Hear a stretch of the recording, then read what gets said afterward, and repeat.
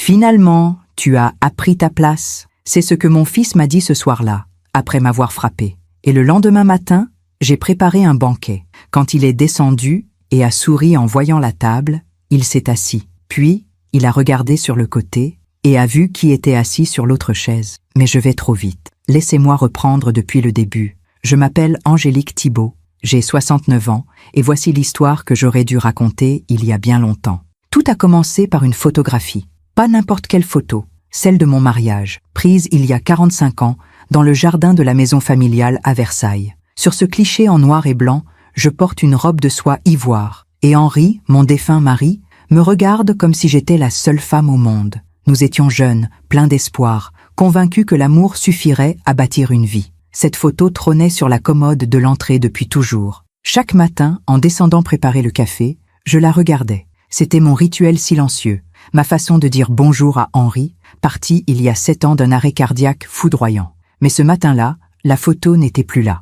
À sa place, un verre vide et une tache de vin rouge sur le bois ciré. J'ai senti mon cœur se serrer. Pas à cause de la tache, le bois pouvait être restauré, mais parce que je savais exactement qui avait fait ça. Oscar, mon fils unique. 42 ans, divorcé 2 fois et de retour à la maison depuis 6 mois. Juste le temps de me remettre sur pied, maman, avait-il dit en débarquant avec 3 valises et un regard que je ne reconnaissais plus. Henri et moi l'avions élevé dans le respect, l'éducation, les bonnes manières, piano le mercredi, tennis le samedi, vacances à Deauville chaque été. Oscar avait eu tout ce qu'un enfant pouvait désirer, peut-être même trop. Après la mort de son père, quelque chose s'était brisé en lui, ou peut-être que cette fracture avait toujours été là, caché sous le vernis des apparences. Les premières semaines, il était charmant. Il m'aidait avec les courses, réparait la gouttière, tondait la pelouse. Je me disais que mon fils était enfin revenu, que le chagrin nous avait rapprochés. Puis, petit à petit, les choses ont changé. Les demandes sont devenues des exigences, les conversations, des monologues. Les portes qu'il fermait doucement se sont mises à claquer. Et moi, je me suis mise à marcher sur la pointe des pieds dans ma propre maison. Maman, tu peux me prêter 500 €, juste pour ce mois-ci? Maman, j'ai invité des amis ce soir. Prépare quelque chose de bien. Maman, tu pourrais faire moins de bruit le matin?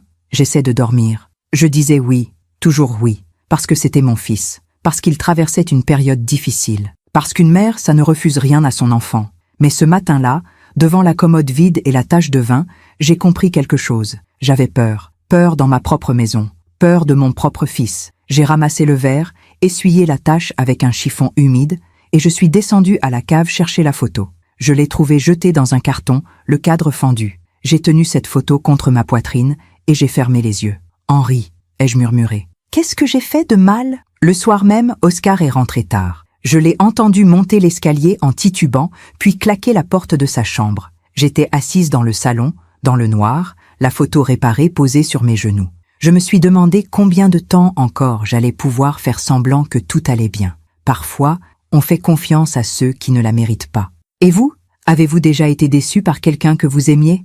Racontez-moi votre histoire dans les commentaires, j'aimerais vous lire. Les semaines suivantes ont été étranges. Oscar est devenu encore plus distant, plus froid. Il passait ses journées enfermé dans sa chambre, au téléphone, à parler fort, à donner des ordres à des gens que je ne connaissais pas. Un après-midi, je suis montée lui apporter une tasse de thé. J'ai frappé doucement. « Quoi encore » a-t-il crié de l'autre côté. J'ai entrouvert la porte. Il était assis à son bureau, des papiers étalés devant lui. Quand il m'a vu, il a rapidement tout retourné. « Je t'ai apporté du thé, mon chéri. » Il m'a regardé avec une expression que je n'oublierai jamais, un mélange de mépris et d'impatience. « Je t'ai demandé quelque chose, maman ?»« Non. » « Alors arrête de m'envahir. » J'ai posé la tasse sur le bord du bureau et je suis sortie sans un mot. Dans le couloir, j'ai entendu sa voix reprendre au téléphone. « Oui, la maison est à son nom, mais elle est vieille. Ça ne devrait pas poser de problème. » Mon sang s'est glacé. La maison. Il parlait de ma maison. Il y a des moments dans la vie où l'on sent le sol se dérober sous nos pieds. Pas brutalement, comme un tremblement de terre. Non, c'est plus subtil. C'est comme si chaque jour, quelqu'un retirait une petite pierre sous vos pieds, et vous ne vous en rendiez compte que lorsqu'il était déjà trop tard pour retrouver l'équilibre. Cette phrase, « Oui, la maison est à son nom, mais elle est vieille, ça ne devrait pas poser de problème », est restée gravée dans mon esprit comme une brûlure. Je suis descendue à la cuisine, les jambes tremblantes. J'ai ouvert le placard où je rangeais mes documents importants, et j'ai sorti l'acte de propriété de la maison. Cette maison que Henri et moi avions achetée en 1983 avec nos économies et nos rêves. Cette maison où Oscar avait fait ses premiers pas, où nous avions fêté tous ses anniversaires, où Henri était mort dans son sommeil, paisiblement, un matin de novembre. L'acte était bien à mon nom, uniquement à mon nom. Henri avait insisté pour qu'il en soit ainsi. « Si jamais il m'arrive quelque chose, je veux que tu sois protégé, mon amour », m'avait-il dit en signant chez le notaire. J'ai refermé le document et je l'ai rangé dans un tiroir que j'ai fermé à clé. Pour la première fois de ma vie, je fermais quelque chose à clé dans ma propre maison, pour me protéger de mon propre fils. Les jours suivants, j'ai observé Oscar différemment. Pas comme une mère regarde son enfant, avec cet amour aveugle qui pardonne tout. Non, je l'ai observé comme on observe un étranger. Et ce que j'ai vu m'a glacé le sang. Il fouillait, dans mes tiroirs, dans mes papiers, dans mes affaires personnelles. Je le savais parce que je laissais des petits signes, un stylo posé dans un certain sens, un papier plié d'une certaine manière. Et chaque soir, quand je rentrais de mes courses ou de mes promenades, ces signes avaient bougé. Oscar cherchait quelque chose, et je savais exactement quoi. Un matin, je suis allé voir Maître Beaumont, le notaire de la famille depuis 30 ans. Son cabinet se trouvait rue de la Paix, dans un de ces beaux immeubles haussmanniens avec des moulures au plafond et des parquets qui craquent sous les pas. « Madame Thibault, quel plaisir de vous revoir », m'a-t-il dit en me serrant la main. « Comment allez-vous depuis qu'Henri nous a quittés ?» ai-je terminé doucement. « Aussi bien que possible, maître, mais aujourd'hui, je ne viens pas pour parler du passé. Je viens pour protéger ce qui me reste. » Je lui ai raconté. Pas tout, pas encore, mais assez pour qu'il comprenne que quelque chose n'allait pas. Il m'a écouté sans m'interrompre, ses mains croisées sur son bureau en bois sombre. « Votre fils vit avec vous depuis 6 mois, dites-vous ?»« Oui, et il s'intéresse de très près à votre patrimoine. »« Oui. » Il y a eu un silence, puis Maître Beaumont a ouvert un tiroir et en a sorti un dossier. « Madame Thibault, j'ai connu votre mari. C'était un homme de bien, un homme prudent. Avant sa mort, il est venu me voir. Il voulait s'assurer que vous seriez protégée, quoi qu'il arrive. Il a posé le dossier devant moi. Henri a fait établir un testament. Tout vous revient, évidemment. Mais il a aussi mis en place certaines dispositions. Au cas où Oscar tenterait de... Il a cherché ses mots avec délicatesse. Au cas où Oscar tenterait de profiter de votre vulnérabilité. J'ai senti mes yeux se remplir de larmes. Même mort, Henri continuait à me protéger. Que puis-je faire, maître? D'abord, ne signez rien. Absolument rien. Ensuite, si les choses deviennent difficiles, appelez-moi, jour et nuit. Vous avez ma parole. Je suis rentré chez moi avec un sentiment étrange. Un mélange de soulagement et de tristesse. Soulagement de savoir que je n'étais pas seule. Tristesse de réaliser que j'avais besoin de me protéger de mon propre enfant. Ce soir-là, Oscar m'a demandé de l'argent. Encore. Maman, j'ai un problème. Mes créanciers me harcèlent. J'ai besoin de 10 000 euros, juste pour les faire patienter. 10 000 euros. Il y a 6 mois, ils m'en demandaient 500. Maintenant, c'était 10 000. Oscar, je ne peux pas. C'est beaucoup trop. Son visage s'est durci. Comment ça, tu ne peux pas? Tu vis dans une maison qui vaut au moins 500 000 euros, tu as la pension de papa, et tu me dis que tu ne peux pas m'aider? Ce n'est pas une question d'argent, Oscar. C'est une question de... De quoi? De confiance? Il a ri. Un rire froid, métallique. Tu ne me fais pas confiance, c'est ça? Ton propre fils? Je ne t'ai pas dit ça. Tu n'as pas besoin de le dire, maman. Je le vois dans tes yeux. Depuis que papa est mort, tu me regardes comme si j'étais un étranger. Il s'est approché de moi, trop près. Tu sais ce que je pense? Je pense que tu deviens égoïste avec l'âge. Tu t'accroches à ton argent, à ta petite vie tranquille, et tu te fiches bien de savoir que ton fils est en train de couler. Oscar, ce n'est pas juste. J'ai toujours quoi? Toujours été là? Toujours tout donné? Il a secoué la tête. Non, maman, tu as toujours contrôlé. Toi et papa, vous m'avez étouffé toute ma vie avec vos règles, vos attentes, votre perfection bourgeoise. Et maintenant que j'ai besoin d'aide, tu me tournes le dos. Je sentais mon cœur battre si fort que j'avais peur qu'il l'entende. « Je vais te laisser réfléchir », a-t-il dit en se dirigeant vers l'escalier. « Mais je te préviens, maman, je ne suis plus un enfant, et je ne vais pas mendier éternellement. Cette nuit-là, je n'ai pas dormi. Je suis restée assise dans mon lit, la photographie de mariage sur mes genoux, à regarder le visage de Henri. Qu'est-ce que j'aurais dû faire différemment? Ai-je murmuré dans le noir. Où ai-je échoué? Mais Henri ne pouvait plus me répondre. Les semaines ont passé. Oscar est devenu de plus en plus agressif. Pas physiquement, pas encore. Mais ses mots étaient comme des gifles. Tu as oublié d'acheter mon café préféré. Tu fais exprès ou tu deviens vraiment sénile? Tu pourrais repasser mes chemises correctement, non? Ou c'est trop compliqué maintenant? J'ai invité quelqu'un à dîner ce soir. Fais un effort sur ta tenue, au moins. J'ai honte quand tu te promènes en robe de chambre. Chaque remarque était une petite mort. Chaque regard méprisant creusait un peu plus le gouffre entre nous. Et moi, je me taisais. Je baissais la tête. J'obéissais. Parce que c'était mon fils. Parce que j'avais peur de le perdre. Parce qu'une mère, ça pardonne tout. N'est-ce pas? Un après-midi, je suis allée me promener dans le parc de Versailles. C'était un jour gris de novembre, et les feuilles mortes tourbillonnaient sous mes pas. Je me suis assise sur un banc, celui où Henri et moi venions souvent, et j'ai regardé les arbres dénudés. Une femme s'est assise à côté de moi. Elle devait avoir mon âge, peut-être un peu plus jeune. Elle avait un visage doux, des yeux tristes. C'est beau, même en hiver, n'est-ce pas? A-t-elle dit. Oui, différent, mais beau. Nous sommes restés silencieuses un moment, puis elle a ajouté, comme si elle pensait à voix haute, « Mon fils vit avec moi depuis 1 an, depuis son divorce. Au début, je pensais que ça me ferait du bien de ne plus être seule, mais maintenant, je me sens plus seule que jamais. » Mon cœur a fait un bond.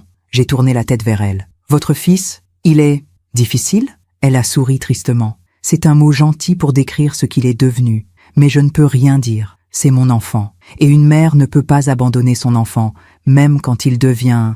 Elle n'a pas terminé sa phrase. Elle n'en avait pas besoin. « Comment faites-vous » ai-je demandé doucement. « Je survis. » Elle m'a regardé droit dans les yeux. « Mais je ne vis plus. Il y a une différence, vous savez. » Elle s'est levée, a ajusté son écharpe et m'a souri une dernière fois. « Prenez soin de vous, madame, et n'oubliez jamais, même une mère a le droit d'être heureuse. » Elle est partie, et je suis restée seule sur ce banc, avec ces mots qui résonnaient dans ma tête. Même une mère a le droit d'être heureuse. Est-ce que j'étais heureuse? Non. J'étais prisonnière, dans ma propre maison, de mon propre fils. Ce soir-là, je suis rentrée avec une nouvelle détermination. Une petite flamme qui s'était allumée au fond de mon cœur. Mais quand j'ai ouvert la porte, j'ai compris que quelque chose n'allait pas. La maison était trop silencieuse. Pas le silence paisible d'une soirée tranquille. Non, le silence lourd, pesant, qui précède l'orage. « Oscar » ai-je appelé? Pas de réponse. J'ai monté l'escalier, mon cœur battant de plus en plus fort. La porte de ma chambre était ouverte, grande ouverte. Et à l'intérieur, Oscar fouillait dans mon armoire. Mes vêtements étaient jetés sur le lit, mes tiroirs vidés sur le sol. Il cherchait quelque chose avec une frénésie qui faisait peur. « Oscar, qu'est-ce que tu fais ?» Il s'est retourné. Son visage était rouge, ses yeux injectés de sang. « Où est-ce que tu l'as caché ?»« Caché quoi ?»« L'acte de propriété, le testament de papa, les documents de la banque, tout. Où est-ce que tu as caché tout ça ? Ce sont mes affaires, Oscar. Tu n'as pas le droit ? J'ai tous les droits, a-t-il hurlé. Je suis ton fils. Cette maison devrait déjà être à moi. Papa me l'avait promise. Ton père ne t'a rien promis de tel. Tu mens. Tu as toujours tout gardé pour toi. L'argent, la maison, l'amour de papa. Et maintenant, tu veux me laisser dans la rue ? Oscar, personne ne veut te mettre dans la rue. Mais cette maison est à moi, et elle le restera. Il y a eu un silence terrible. Un silence où j'ai vu quelque chose se briser définitivement dans les yeux de mon fils. « Très bien », a-t-il dit d'une voix glaciale. « Tu veux jouer comme ça ? On va jouer comme ça. » Il est sorti de la chambre en claquant la porte si fort que les murs ont tremblé. Je me suis assise sur mon lit, au milieu du chaos, et j'ai pleuré. Pleuré pour ce fils que j'avais perdu. Pleuré pour cet enfant qui n'existait plus. Pleuré pour cette vie que je ne reconnaissais plus. Cette nuit-là, j'ai dormi avec ma porte fermée à clé. Pour la première fois de ma vie, j'avais peur de dormir sous mon propre toit. Il y a une différence entre la peur et la terreur. La peur, c'est ce frisson qui vous parcourt l'échine quand vous entendez un bruit suspect dans la nuit. La terreur, c'est quand ce bruit vient de la chambre de votre propre fils et que vous savez qu'il ne dort pas, qu'il attend, qu'il prépare quelque chose. Les jours qui ont suivi cette nuit ont été les plus étranges de ma vie. Oscar ne m'adressait plus la parole. Il passait devant moi comme si j'étais un fantôme. Quand je préparais le dîner, il mangeait debout, dans la cuisine, puis remontait dans sa chambre sans un regard. Quand je lui disais bonjour le matin, il ne répondait pas. Le silence est parfois plus violent que les cris. J'ai continué ma vie comme si de rien n'était. Je faisais mes courses le mardi et le vendredi, comme toujours. Je prenais mon thé à 4 heures de l'après-midi dans le salon, avec un livre. Je regardais les informations à 20 heures. Je cultivais l'illusion de la normalité, mais cette illusion se fissurait un peu plus chaque jour. Un matin, j'ai reçu un appel de la banque. « Madame Thibault, ici Monsieur Renard, votre conseiller. Je vous appelle au sujet d'une demande inhabituelle que nous avons reçue. » Mon cœur s'est serré. Quelle demande? Votre fils, Oscar Thibault, s'est présenté hier à l'agence. Il prétend avoir une procuration sur vos comptes et souhaite effectuer un virement de 50 000 €. J'ai failli lâcher le téléphone. Une procuration? Je n'ai jamais signé de procuration. C'est bien ce que je pensais. Il a présenté un document, mais quelque chose ne nous a pas paru régulier. Nous avons préféré vérifier directement avec vous avant d'entreprendre quoi que ce soit. Monsieur Renard, je vous en supplie, ne lui donnez rien, pas un centime. Il y a eu un silence. Madame Thibault, pardonnez-moi d'être directe, mais est-ce que tout va bien chez vous? Votre fils semblait très insistant, presque agressif avec notre personnel. Ma voix s'est brisée. Non, monsieur Renard, tout ne va pas bien. Voulez-vous que nous bloquions vos comptes temporairement? Pour votre protection? Oui, s'il vous plaît. C'est fait, madame. Et si vous avez besoin d'aide, n'hésitez pas à... Enfin, nous avons des contacts, des personnes qui peuvent vous conseiller dans ce genre de situation. Après avoir raccroché, je suis restée assise dans le salon, tremblante. Oscar avait falsifié une procuration. Mon fils avait tenté de me voler 50 000 €. Ce n'était plus de la manipulation. C'était de l'escroquerie. Un crime.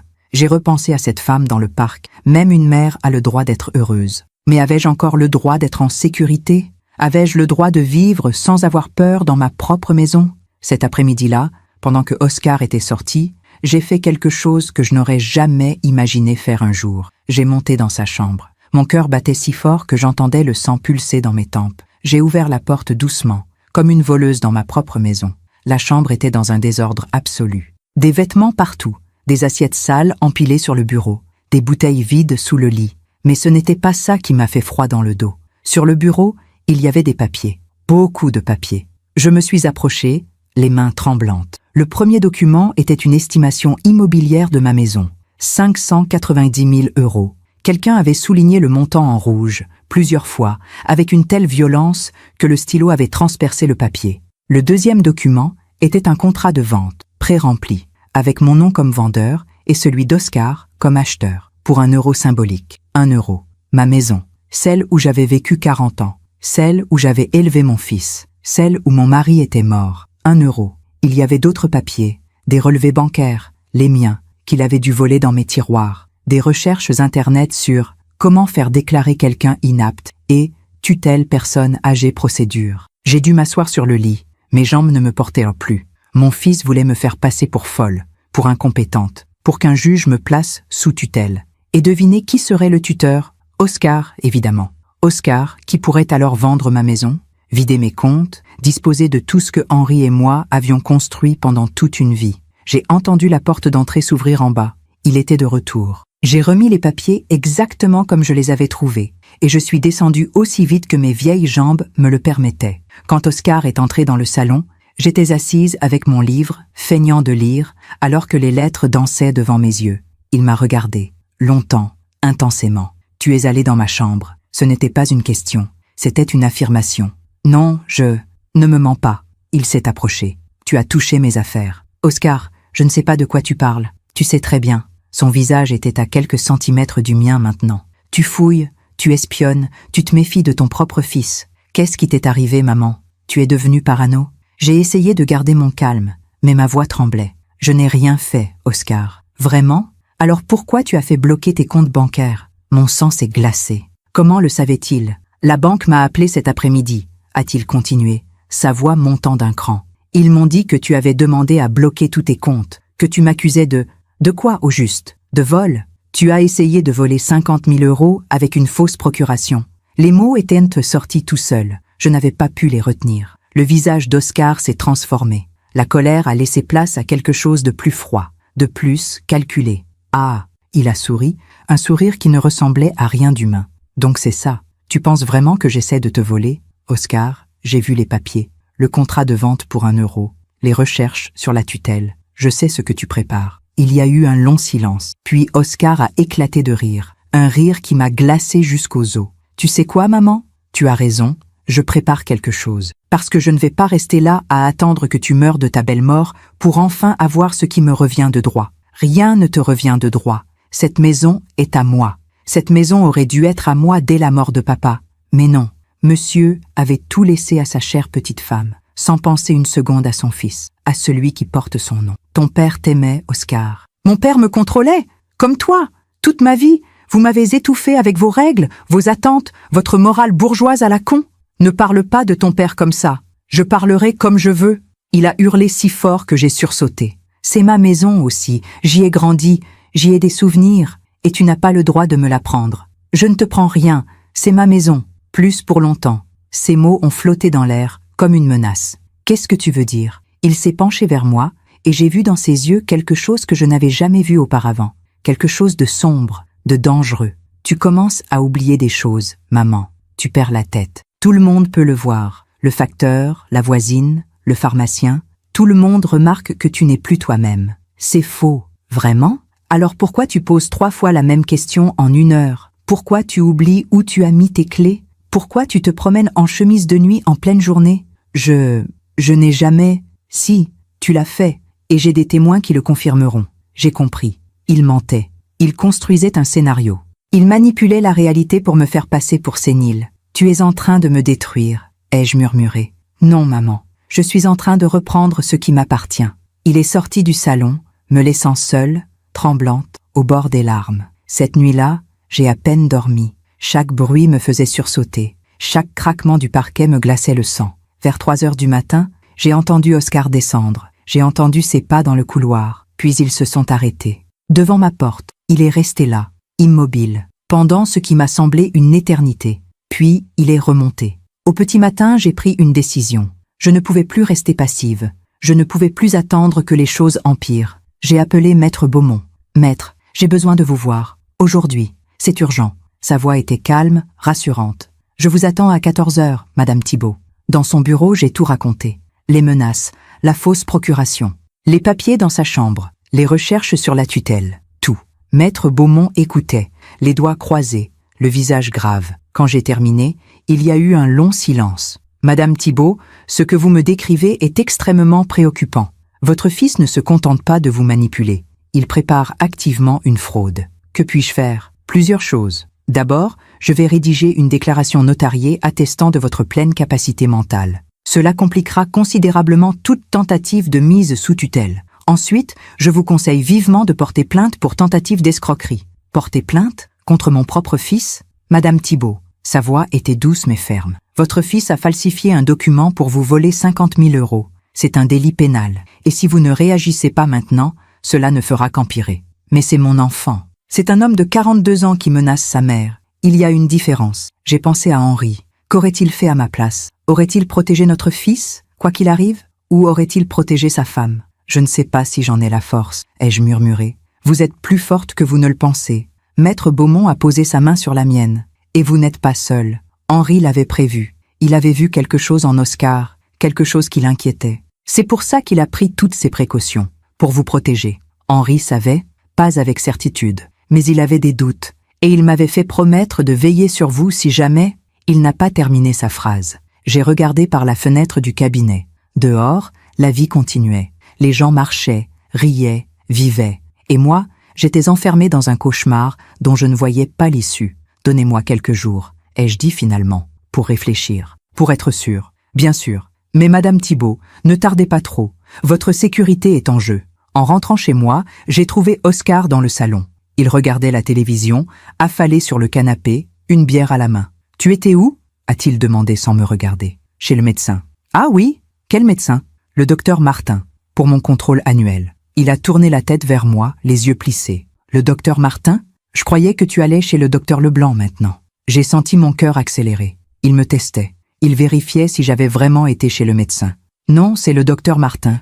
Comme toujours. Bizarre. Parce que le docteur Martin a pris sa retraite il y a 2 ans. Le piège s'était refermé sur moi. Je me suis trompée. C'est le docteur Leblanc. » Oscar a souri, ce sourire terrible que je commençais à connaître. « Tu vois, maman, tu mélanges tout, tu oublies tout. C'est exactement ce que je disais. Tu n'es plus en état de gérer ta propre vie. J'ai juste confondu 2 noms. Aujourd'hui, 2 noms.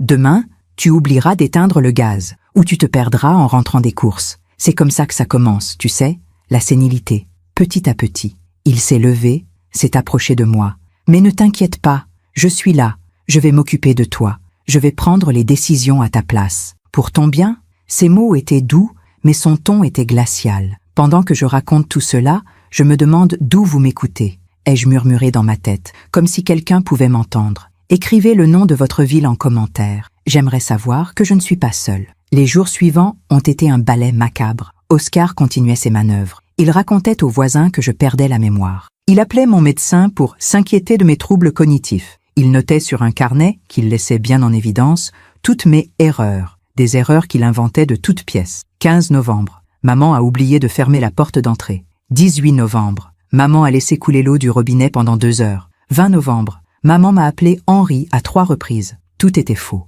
mais c'était écrit. Et l'écrit, ça a du poids, surtout devant un juge. Un soir, alors que je préparais le dîner, Oscar est entré dans la cuisine. « Il faut qu'on parle. » J'ai posé mon couteau. Mon cœur battait déjà. « De quoi ? De ton avenir, de ta santé, de cette maison qui devient trop grande pour toi. Cette maison n'est pas trop grande pour moi. Maman, sois raisonnable. Tu as bientôt 70 ans. Tu es seule. Cette maison nécessite un entretien constant. Et avec ton état, quel état ? Je vais très bien. Non, tu ne vas pas bien. Et plus tu t'obstines à nier l'évidence, plus tu te mets en danger. Il a sorti une brochure de sa poche et l'a posée sur la table. Les jardins de sérénité. Une maison de retraite magnifique, à 20 minutes d'ici. J'ai pris rendez-vous pour une visite demain. J'ai regardé la brochure, des vieillards souriants dans un jardin impeccable, des chambres médicalisées, des infirmières en blouse blanche, une prison dorée. Je n'irai pas. Ce n'est pas une question. Tu iras. Tu ne peux pas me forcer. Oh, mais je peux. Il a sorti un autre papier. J'ai rendez-vous avec un psychiatre la semaine prochaine, le docteur Rousseau, un spécialiste des troubles cognitifs liés à l'âge. Il va t'examiner et rédiger un rapport. Et ce rapport, je le présenterai au juge des tutelles. Tu n'as pas le droit. J'ai tous les droits. Je suis ton fils, ton seule famille. Et quand le juge verra l'état dans lequel tu es, il me nommera tuteur. Et alors, je vendrai cette maison. Je placerai l'argent. Et je te mettrai dans cet établissement où tu seras enfin en sécurité. En prison, tu veux dire. Appelle ça comme tu veux. J'ai senti quelque chose se briser en moi. Une digue qui cédait après avoir retenu trop d'eau pendant trop longtemps. Pourquoi ? Ma voix n'était plus qu'un murmure. C'est « Pourquoi tu me fais ça ? Qu'est-ce que je t'ai fait pour que tu me haïsses à ce point ?» Il m'a regardé. Et pour la première fois depuis des mois, j'ai vu quelque chose ressemblant à de l'émotion dans ses yeux. Mais ce n'était ni de l'amour, ni du regret. C'était du mépris. Tu ne m'as rien fait, maman. C'est ça le problème. Tu n'as jamais rien fait. Tu as toujours été là, soumise, effacée, à attendre que papa te dise quoi faire, quoi penser, quoi être. Et maintenant qu'il est mort, tu continues. Tu continues à être cette petite chose pathétique qui s'accroche à sa maison et à ses souvenirs. Ce n'est pas vrai. Si, et tu sais quoi ? J'en ai assez. J'en ai assez d'attendre. J'en ai assez de faire semblant de t'aimer. J'en ai assez de jouer au fils dévoué. Ces mots étaient comme des coups de couteau. Alors voilà ce qui va se passer. Tu vas accepter ton placement. Tu vas signer tous les papiers que je te présenterai. Et tu vas me laisser vendre cette maison. Non, non, il a ri. Tu crois que tu as le choix ? J'ai toujours le choix. Très bien. Il s'est dirigé vers la porte, puis s'est retourné. Mais rappelle-toi une chose, maman. Je peux rendre ta vie très, très difficile. Et crois-moi, je n'hésiterai pas. Il est sorti me laissant seule dans la cuisine, les jambes tremblantes, le cœur brisé. Cette nuit-là, j'ai pris la photographie de mon mariage et j'ai parlé à Henri comme s'il était encore là. Mon amour, j'ai peur. J'ai peur de notre fils. J'ai peur de ce qu'il est devenu. Et je ne sais plus quoi faire. Mais dans le silence de la nuit, une petite voix a murmuré en moi. Tu sais exactement quoi faire. Tu l'as toujours su. Tu as juste eu peur de le faire. Et cette voix avait raison. Le lendemain matin, j'ai rappelé Maître Beaumont. Je suis prête. Je vais porter plainte. Il y a des décisions qui changent une vie en une seconde. Comme le jour où j'ai dit oui à Henri devant l'hôtel. Comme le jour où j'ai tenu Oscar dans mes bras pour la première fois, ce petit être fragile qui dépendait entièrement de moi. Comme le jour où j'ai enterré mon mari, sachant que plus rien ne serait jamais pareil. Et puis, il y a eu ce jour. Le jour où j'ai décidé de porter plainte contre mon propre fils. Maître Beaumont m'a accompagné au commissariat. C'était un mardi matin, gris et froid, avec ce vent de novembre qui vous glace jusqu'aux os. Le bâtiment était moderne, tout en verre et en béton. Rien à voir avec les vieux commissariats qu'on voit dans les films. Ça sentait le café et le désinfectant. Une jeune femme en uniforme nous a reçus. Elle devait avoir 30 ans, peut-être moins. Elle s'appelait Lieutenant Morel, et elle avait des yeux doux qui m'ont tout de suite mise à l'aise. « Madame Thibault, asseyez-vous, je vous en prie. » Je me suis assise sur la chaise en plastique, mes mains tremblantes posées sur mes genoux. Maître Beaumont était à côté de moi, une présence rassurante. « Racontez-moi tout depuis le début. Prenez votre temps. » Et j'ai raconté tout. Les 6 mois d'enfer, les demandes d'argent croissantes, la fausse procuration, les papiers trouvés dans sa chambre, les menaces, le harcèlement psychologique, les tentatives pour me faire passer pour folle. À mesure que je parlais, je voyais le visage du lieutenant Morel se durcir. « Madame Thibault, ce que vous décrivez s'appelle de l'abus de faiblesse, de la tentative d'escroquerie et potentiellement de la violence psychologique sur personnes vulnérables. Ce sont des délits graves. Personnes vulnérables ? J'ai presque souri, malgré la situation. Je ne me sens pas particulièrement vulnérable. Aux yeux de la loi, une personne de votre âge vivant seule peut être considérée comme vulnérable, surtout face à un membre de sa famille qui abuse de sa position.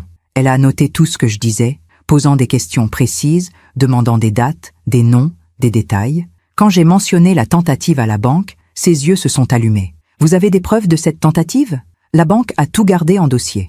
Monsieur Renard, mon conseiller, peut témoigner. Parfait. Et les documents que vous avez trouvés dans sa chambre? J'ai eu peur de les prendre. C'était chez lui. Je comprends.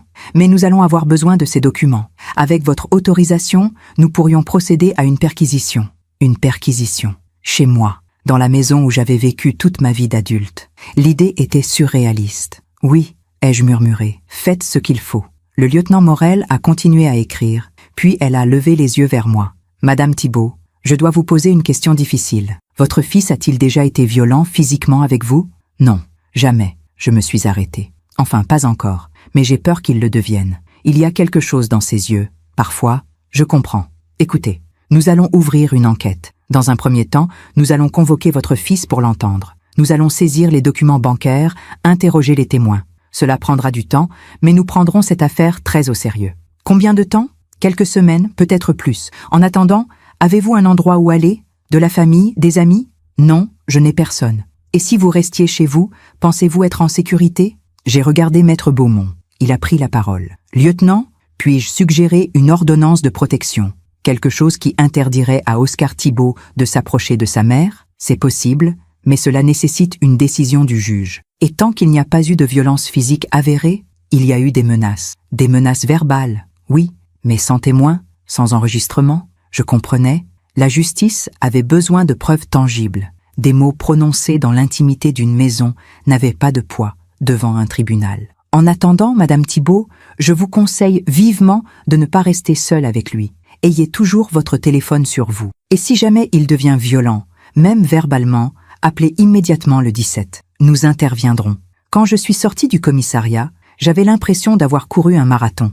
J'étais épuisée, vidée, mais aussi soulagée. J'avais franchi le pas. J'avais dit la vérité à voix haute. J'avais cessé d'être complice de mon propre calvaire. Vous avez été très courageuse, m'a dit Maître Beaumont en me raccompagnant à ma voiture. Je ne me sens pas courageuse. Je me sens coupable. C'est mon fils. Je viens de le dénoncer à la police. Vous ne l'avez pas dénoncé. Vous vous êtes protégée. Ce n'est pas la même chose. Pour une mère, si. En rentrant chez moi, j'ai trouvé la maison vide.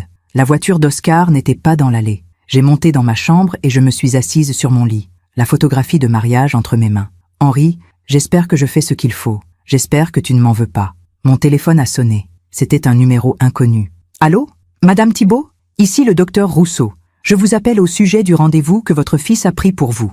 Mon cœur a bondi. Le psychiatre. Celui qui devait m'examiner pour le dossier de tutelle. Je voulais vous prévenir personnellement que j'ai annulé ce rendez-vous. Votre fils a insisté, mais après avoir vérifié certaines informations, j'ai des doutes sur la légitimité de sa démarche. Comment ça? Il prétendait que vous présentiez des troubles cognitifs sévères, mais quand j'ai contacté votre médecin traitant, le docteur Leblanc, il m'a assuré que vous étiez en parfaite santé mentale. Votre dernier bilan cognitif, réalisé il y a 3 mois, était tout à fait normal. J'ai senti mes yeux se remplir de larmes. Le docteur Leblanc, mon médecin depuis 20 ans, il m'avait protégé sans même que je le lui demande. Je ne savais pas. De plus, Madame Thibault, votre fils m'a offert une somme d'argent importante pour que je rédige un rapport, orienté. Je trouve cette pratique non seulement contraire à l'éthique, mais aussi extrêmement préoccupante. Il a essayé de vous corrompre? En des termes plus directs, oui. Je vous conseille vivement de consulter un avocat si ce n'est pas déjà fait. Votre fils semble avoir des intentions qui ne sont pas dans votre intérêt. Merci, docteur. Merci infiniment. Après avoir raccroché, je suis restée assise dans le silence. Oscar avait essayé de corrompre un psychiatre. Il était prêt à aller jusque-là. Jusqu'où irait-il encore? Oscar est rentré en fin d'après-midi. J'étais dans la cuisine, préparant une soupe. Il est entré, a ouvert le réfrigérateur, pris une bière et s'est appuyé contre le plan de travail. « Tu as passé une bonne journée ?» a-t-il demandé d'un ton faussement décontracté. « Normal. Tu es sorti ?»« Oui. Faire quelques courses. »« Juste des courses ?» J'ai continué à couper mes légumes, essayant de garder mes mains stables. « Oui. Pourquoi ? Parce que j'ai reçu un appel étrange. Du docteur Rousseau. Il a annulé ton rendez-vous. »« Ah bon ? Tu ne savais pas ?»« Non. » Il s'est approché. Trop près. Comme toujours. Il m'a dit que tu étais en parfaite santé mentale, que ton médecin traitant l'avait confirmé. C'est bizarre, non ? Parce que moi, je te vois oublier des choses tous les jours. Peut-être que tu vois ce que tu veux voir. Les mots étaient sortis avant que je puisse les retenir. Oscar a froncé les sourcils. Qu'est-ce que tu insinues ? Rien. Non, vas-y. Dis-le. Tu penses que j'invente ? Que je mens ? Je ne pense rien. Tu sais quoi, maman ? Sa voix était devenue glaciale. Tu commences vraiment à m'énerver. Il a posé sa bière avec un bruit sec et est sorti de la cuisine. J'ai lâché mon couteau.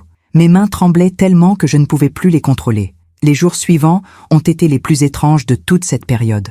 Oscar m'évitait. Il sortait tôt le matin et rentrait tard le soir. Quand nous nous croisions, il ne me parlait plus. Il me regardait à peine. C'était le calme avant la tempête, et je le savais. Un matin, j'ai reçu un appel du lieutenant Morel. « Madame Thibault, nous avons convoqué votre fils pour un interrogatoire demain à 14 heures. Je préfère vous prévenir au cas où il réagirait mal. Il ne sait pas que j'ai porté plainte. Il le saura demain. Et je dois vous dire, madame, que dans ce genre de situation, les choses peuvent rapidement dégénérer. Avez-vous quelqu'un qui peut rester avec vous dans les prochains jours ? Non ? Mais ça ira. Madame Thibault, je suis sérieuse. Quand un fils découvre que sa mère l'a dénoncé, surtout dans un contexte d'argent et d'héritage, les réactions peuvent être violentes. Je ferai attention. Ce n'est pas assez. Écoutez, je vais demander à une patrouille de passer devant chez vous, régulièrement, et garder votre téléphone sur vous, en permanence. Après avoir raccroché, je me suis regardée dans le miroir du salon. Cette femme aux cheveux blancs, aux yeux fatigués, aux épaules voûtées. Quand étais-je devenue cette personne ? Quand avais-je commencé à avoir peur dans ma propre maison ? J'ai repensé à cette femme dans le parc. Même une mère a le droit d'être heureuse. Oui, même une mère a le droit de vivre sans peur. Le lendemain, Oscar est parti tôt. Il ne m'a rien dit, mais je savais où il allait. Au commissariat, pour son interrogatoire. J'ai passé la journée dans une angoisse terrible. Je regardais l'horloge toutes les 5 minutes. 14 heures, 15 heures, 16 heures. À 17 heures, j'ai entendu la voiture dans l'allée. Mon cœur s'est mis à battre si fort que j'ai cru qu'il allait exploser. La porte d'entrée s'est ouverte, puis refermée, violemment. Des pas lourds dans le couloir. Oscar est entré dans le salon. Son visage était rouge, ses yeux injectés de sang. Il tremblait de rage. « Toi !» Sa voix était à peine humaine. « C'était toi !» J'ai reculé instinctivement. « Oscar, tu es allé voir les flics. Tu as porté plainte contre moi. Ton propre fils. Je... Ferme-la !» Il a hurlé si fort que j'ai sursauté. « Ferme ta gueule. Tu n'as pas le droit de parler. Tu n'as pas le droit de me faire ça. Oscar, calme-toi. » Me calmer ? Il s'est approché, et j'ai vu dans ses yeux quelque chose que je n'avais jamais vu. Une rage pure, animale. Tu m'as traîné au commissariat comme un criminel. Tu m'as accusé de vol, d'escroquerie, de violence. Parce que c'est la vérité. La vérité ? Il a attrapé un vase sur la commode et l'a jeté contre le mur. Le verre a explosé en 1000 morceaux. La vérité, c'est que tu es une vieille folle égoïste qui s'accroche à son argent. Oscar, s'il te plaît quoi ? S'il te plaît, pardonne-moi. Il a ri, un rire dément. Non, c'est trop tard pour les excuses, c'est trop tard pour tout. Il s'est encore approché, j'étais maintenant coincé contre le mur. Tu sais ce que les flics m'ont dit ? Que tu avais des preuves, que la banque témoignerait, que le notaire témoignerait, que j'allais peut-être aller en prison. Oscar, en prison, à cause de toi, à cause de tes actes, mes actes. Il a attrapé la photographie de mariage sur la commode. Mes actes ? Tu veux que je te dise ce que sont mes actes ? Et sous mes yeux horrifiés, il a déchiré la photo en 2, puis en 4, puis en petits morceaux qu'il a jetés par terre. Non ! J'ai crié, me précipitant pour ramasser les morceaux. Si ! Il m'a attrapé par le bras, me relevant brutalement. Tu veux tout garder ? Tes souvenirs ? Ta maison ? Ton argent ? Eh bien, tu ne garderas rien. Tu m'entends ? Rien ! Lâche-moi. Quoi ? Il a resserré sa prise. Tu as peur maintenant ? C'est ça que tu voulais ? Avoir peur de moi ? Oscar, tu me fais mal. Bien, parce que toi, tu me fais mal depuis des années, avec ta perfection, avec tes attentes, avec ton amour étouffant. J'ai essayé de me dégager, mais il était trop fort. Papa avait raison. Il disait toujours que tu étais faible, que tu ne comprenais rien, que tu vivais dans ton petit monde protégé sans voir la réalité. Ton père n'a jamais dit ça? Si, il le disait, quand tu n'étais pas là, quand nous étions entre hommes, il se moquait de toi, de ta naïveté, de ta soumission. C'est faux. Tu veux savoir pourquoi il t'a tout laissé dans son testament? Ce n'était pas par amour, c'était par pitié, parce qu'il savait que tu étais trop stupide pour survivre seul. Les larmes coulaient sur mes joues maintenant. Arrête. Non, tu vas m'écouter pour une fois dans ta vie. Il m'a poussé contre le mur. Papa te méprisait. Moi, je te méprise. Tout le monde te méprise. Et tu sais pourquoi? Parce que tu n'es rien. Tu n'as jamais été rien. Et puis il a levé la main. J'ai fermé les yeux, attendant le coup. Mais il ne venait pas. Quand j'ai rouvert les yeux, Oscar me regardait, la main en l'air, tremblant. Et dans ses yeux, j'ai vu quelque chose se briser. Ou peut-être se révéler. Il a baissé la main, m'a lâché, a reculé. Tu vois ce que tu me fais? Tu vois ce que tu fais de moi? Il est sorti du salon, est monté dans sa chambre et a claqué la porte. Je me suis effondrée sur le sol, au milieu des morceaux de la photographie déchirée, et j'ai pleuré. Pleuré comme je n'avais jamais pleuré. Pleuré pour ce fils que j'avais perdu. Pleuré pour ce mariage détruit. Pleuré pour cette vie brisée. Et au milieu de ces larmes, j'ai entendu cette petite voix. Cette voix qui n'avait cessé de grandir en moi depuis des semaines. C'est fini. Tu ne peux plus vivre comme ça. Il faut que ça s'arrête. J'ai ramassé les morceaux de la photo, un par un, comme on ramasse les morceaux de sa propre vie. Et j'ai pris une décision. Cette nuit-là, je n'ai pas dormi dans ma chambre. J'ai dormi dans le salon, avec la porte fermée à clé et une chaise coincée sous la poignée. J'avais mon téléphone dans une main, prête à appeler la police au moindre bruit. Mais Oscar n'est pas descendu. Le silence était pesant, étouffant. Un silence chargé de menaces non dites. Au petit matin, j'ai entendu sa porte s'ouvrir, ses pas dans l'escalier. Il est passé devant le salon sans s'arrêter, a pris ses clés et est sorti. Dès que j'ai entendu sa voiture partir, j'ai appelé Maître Beaumont. « Maître, il faut que je vous voie. Aujourd'hui. Maintenant. » Que s'est-il passé? Il sait, pour la plainte. Et ma voix s'est brisée. Je ne peux plus rester dans cette maison. Venez immédiatement à mon cabinet. Et Madame Thibault, ne restez pas seule. Dans le bureau de Maître Beaumont, j'ai tout raconté. L'altercation, les menaces, la violence contenue, la photo déchirée. Il ne m'a pas frappé, ai-je dit. Mais il était sur le point de le faire. Je l'ai vu dans ses yeux. Maître Beaumont avait l'air grave, préoccupé. « Madame Thibault, la situation est devenue trop dangereuse. Je vais immédiatement demander une ordonnance de protection d'urgence. En attendant, vous ne pouvez absolument pas rentrer chez vous. Mais où vais-je aller? Avez-vous de la famille? Des amis? Non, personne. » Il a réfléchi un instant. Il existe des structures d'accueil temporaire pour les personnes en situation de violence familiale. Je peux vous mettre en contact. Une structure d'accueil? Comme un refuge? Temporairement, oui. L'idée me semblait irréelle. Moi, Angélique Thibault, 69 ans, bourgeoise de Versailles, dans un refuge pour femmes battues. Mais n'était-ce pas ce que j'étais devenue? Une femme battue. Pas physiquement, pas encore, mais battue quand même. Je me demande encore si j'ai fait le bon choix, ai-je murmuré. Et vous? Qu'auriez-vous fait à ma place? Maître Beaumont a posé sa main sur la mienne. Vous avez fait le seul choix possible. Le choix de survivre. Je n'ai pas fini dans un refuge. Maître Beaumont a contacté une de ses clientes, Madame Roussel, une veuve qui louait une chambre dans sa grande maison à Saint-Germain-en-Laye. Elle m'a accueilli avec une gentillesse qui m'a fait monter les larmes aux yeux. Restez aussi longtemps que nécessaire, ma chère. Une femme ne devrait jamais avoir peur chez elle. Le soir même, accompagnée par 2 policiers, je suis retournée chez moi pour récupérer quelques affaires. Oscar n'était pas là. J'ai fait ma valise en tremblant, prenant l'essentiel. Vêtements, documents, médicaments, et les morceaux de la photographie déchirée, que j'ai glissés dans une enveloppe. Quand je suis partie, j'ai regardé une dernière fois cette maison qui avait été mon foyer pendant 40 ans. Cette maison où j'avais été heureuse. Cette maison qui était devenue une prison. Au revoir, ai-je murmuré. Je ne savais pas encore que ce n'était qu'un au revoir temporaire. Il y a quelque chose d'étrange à dormir dans un lit qui n'est pas le vôtre. Les draps ont une odeur différente. Les bruits de la maison sont inconnus. La lumière entre par la fenêtre sous un angle que vous ne reconnaissez pas. Vous vous réveillez en sursaut, désorienté, en vous demandant pendant quelques secondes où vous êtes. Et puis la réalité vous rattrape, comme une vague glacée. Vous êtes une réfugiée dans votre propre ville, à cause de votre propre fils. Chez Madame Roussel, j'avais une chambre au 2e étage, avec une vue sur un petit jardin où les dernières roses de novembre s'accrochaient désespérément à la vie. C'était joli, paisible, confortable. Mais ce n'était pas chez moi. La première nuit, je n'ai pas fermé l'œil. J'écoutais les bruits, guettant des pas qui ne viendraient pas, imaginant Oscar en train de défoncer la porte. Mon téléphone était sous mon oreiller, prêt à composer le 17 au moindre signe de danger. Mais personne n'est venu.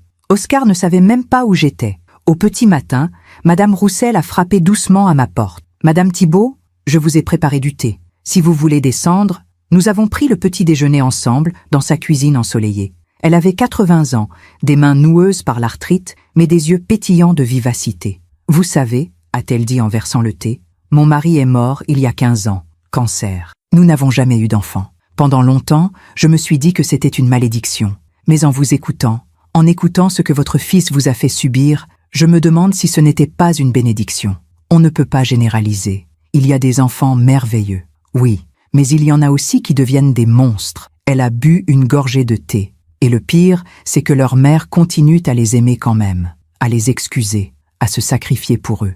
Ces mots ont résonné en moi comme une cloche. « Vous m'aimez encore, n'est-ce pas, votre Oscar ?» J'ai regardé ma tasse. Le thé fumait doucement. Je ne sais plus ce qu'est l'amour. Est-ce que l'amour, c'est accepter d'être détruit? Est-ce que l'amour, c'est fermer les yeux sur la violence, sur le mensonge, sur la manipulation?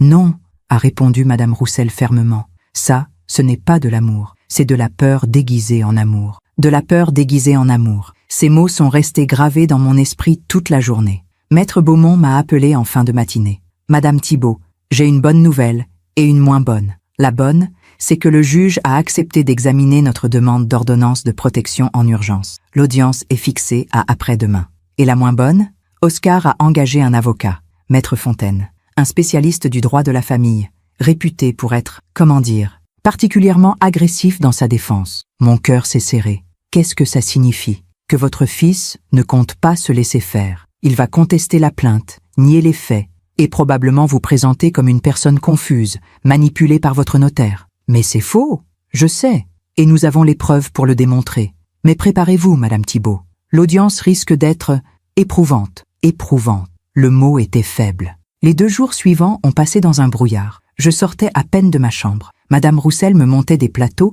que je touchais à peine. J'avais l'estomac noué en permanence. La veille de l'audience, j'ai reçu un message d'Oscar. « Maman, je sais que tu es chez Maître Beaumont ou dans un hôtel. Je sais que tu as peur, mais tu n'as aucune raison d'avoir peur. Je suis ton fils, je t'aime. Tout ce que je veux, c'est prendre soin de toi. Pourquoi tu ne comprends pas ça? Appelle-moi, s'il te plaît, avant qu'il ne soit trop tard. » J'ai lu et relu ce message 20 fois. Sa voix semblait sincère, presque désespérée. Était-ce une manipulation? Ou y avait-il encore, quelque part au fond de lui, un reste du petit garçon que j'avais bercé dans mes bras? J'ai appelé Maître Beaumont. Il m'a envoyé un message. « Ne répondez pas, c'est exactement ce qu'il veut. Vous déstabiliser avant l'audience. Mais si c'était sincère, si j'avais mal compris, si... » Madame Thibault. Sa voix était douce mais ferme. Un homme qui essaie de vous voler votre maison, qui falsifie des documents, qui tente de vous faire passer pour folle, qui détruit vos biens et vous menace de violence n'est pas un homme sincère. C'est un homme dangereux. Mais c'est mon fils. Ce n'est plus un argument. Plus maintenant. Il avait raison. Mais mon cœur, lui, refusait encore de l'accepter complètement. Le jour de l'audience, je me suis habillée avec soin. Un tailleur bleu marine que Henri aimait. Un chemisier blanc. Mes perles. Je voulais avoir l'air digne, solide. Pas comme une vieille femme confuse et manipulable. Dans le miroir, j'ai vu une étrangère. Une femme que je ne reconnaissais pas, plus maigre qu'avant. Des cernes profonds sous les yeux. Des rides qui semblaient s'être creusées en quelques semaines seulement. « Courage !» ai-je murmuré à mon reflet. Juste aujourd'hui. Juste cette épreuve.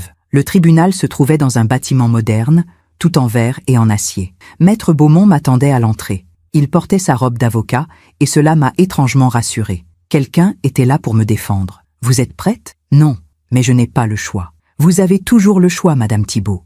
Et aujourd'hui, vous choisissez de vous battre. » Nous sommes entrés dans la salle d'audience. C'était plus petit que je ne l'imaginais. Quelques rangées de sièges, une tribune pour le juge, des tables pour les avocats, et Oscar. Il était assis à côté de son avocat, un homme d'une 50aine d'années, aux cheveux gris impeccablement coiffés, au costume 3 pièces parfait. Oscar portait lui aussi un costume. Je ne l'avais pas vu en costume depuis l'enterrement de son père. Quand nos regards se sont croisés, j'ai vu quelque chose passer dans ses yeux. De la colère? De la tristesse? Du regret? Je ne savais plus lire mon propre fils. Il a détourné le regard le premier. Le juge est entré. Une femme d'une 50aine d'années, aux cheveux courts, au regard perçant. Elle s'appelait Madame Durand, et elle avait l'air de quelqu'un qui ne se laissait pas facilement impressionner. Nous sommes réunis aujourd'hui pour examiner la demande d'ordonnance de protection déposée par Madame Angélique Thibault contre son fils, Monsieur Oscar Thibault. Maître Beaumont, vous avez la parole. Maître Beaumont s'est levé. Il a raconté mon histoire, les 6 mois d'enfer, les manipulations, les menaces, la tentative d'escroquerie, les recherches sur la tutelle, la violence psychologique. Il a présenté les documents de la banque, les témoignages du docteur Rousseau, du docteur Leblanc, de Monsieur Renard. Chaque mot était un coup de marteau sur un clou. Puis ce fut au tour de Maître Fontaine, l'avocat d'Oscar. Il s'est levé, a ajusté sa cravate et a souri. Un sourire onctueux qui m'a donné la nausée. Madame la juge, nous sommes ici face à un terrible malentendu, orchestré par un notaire trop zélé et une mère âgée, vulnérable, influençable. Objection, a dit Maître Beaumont. Madame Thibault a été examinée par 2 médecins qui attestent de sa pleine capacité mentale. Certes, a continué Maître Fontaine, imperturbable. Mais est-elle vraiment libre de ses décisions? Ou a-t-elle été manipulée par son notaire qui voit en cette affaire une opportunité de... Objection, c'est une accusation sans fondement. Messieurs, s'il vous plaît, a coupé la juge. Maître Fontaine, contentez-vous des faits. L'avocat d'Oscar a changé de tactique. Très bien, parlons des faits. Monsieur Oscar Thibault a vécu toute sa vie dans cette maison. C'est son foyer autant que celui de sa mère. Il a des souvenirs, un attachement émotionnel profond à ce lieu. Après la mort de son père, il a naturellement voulu se rapprocher de sa mère, l'aider, la soutenir. Je sentais la colère monter en moi. Mais au lieu de reconnaissance, qu'a-t-il reçu? De la suspicion, de la méfiance, des accusations. Sa propre mère l'a traité comme un criminel, l'a dénoncé à la police, l'a fait convoquer au commissariat comme un vulgaire malfaiteur. Parce qu'il a tenté de lui voler 50 000 €, ai-je crié malgré moi. La juge a frappé son marteau. Madame Thibault, s'il vous plaît, vous aurez l'occasion de témoigner. Maître Fontaine a continué, impassible. Il y a eu un malentendu concernant des documents bancaires. Monsieur Thibault pensait avoir l'autorisation de sa mère. Une simple erreur de communication, rien de plus. Une erreur? Maître Beaumont s'est levé. Il a falsifié une procuration.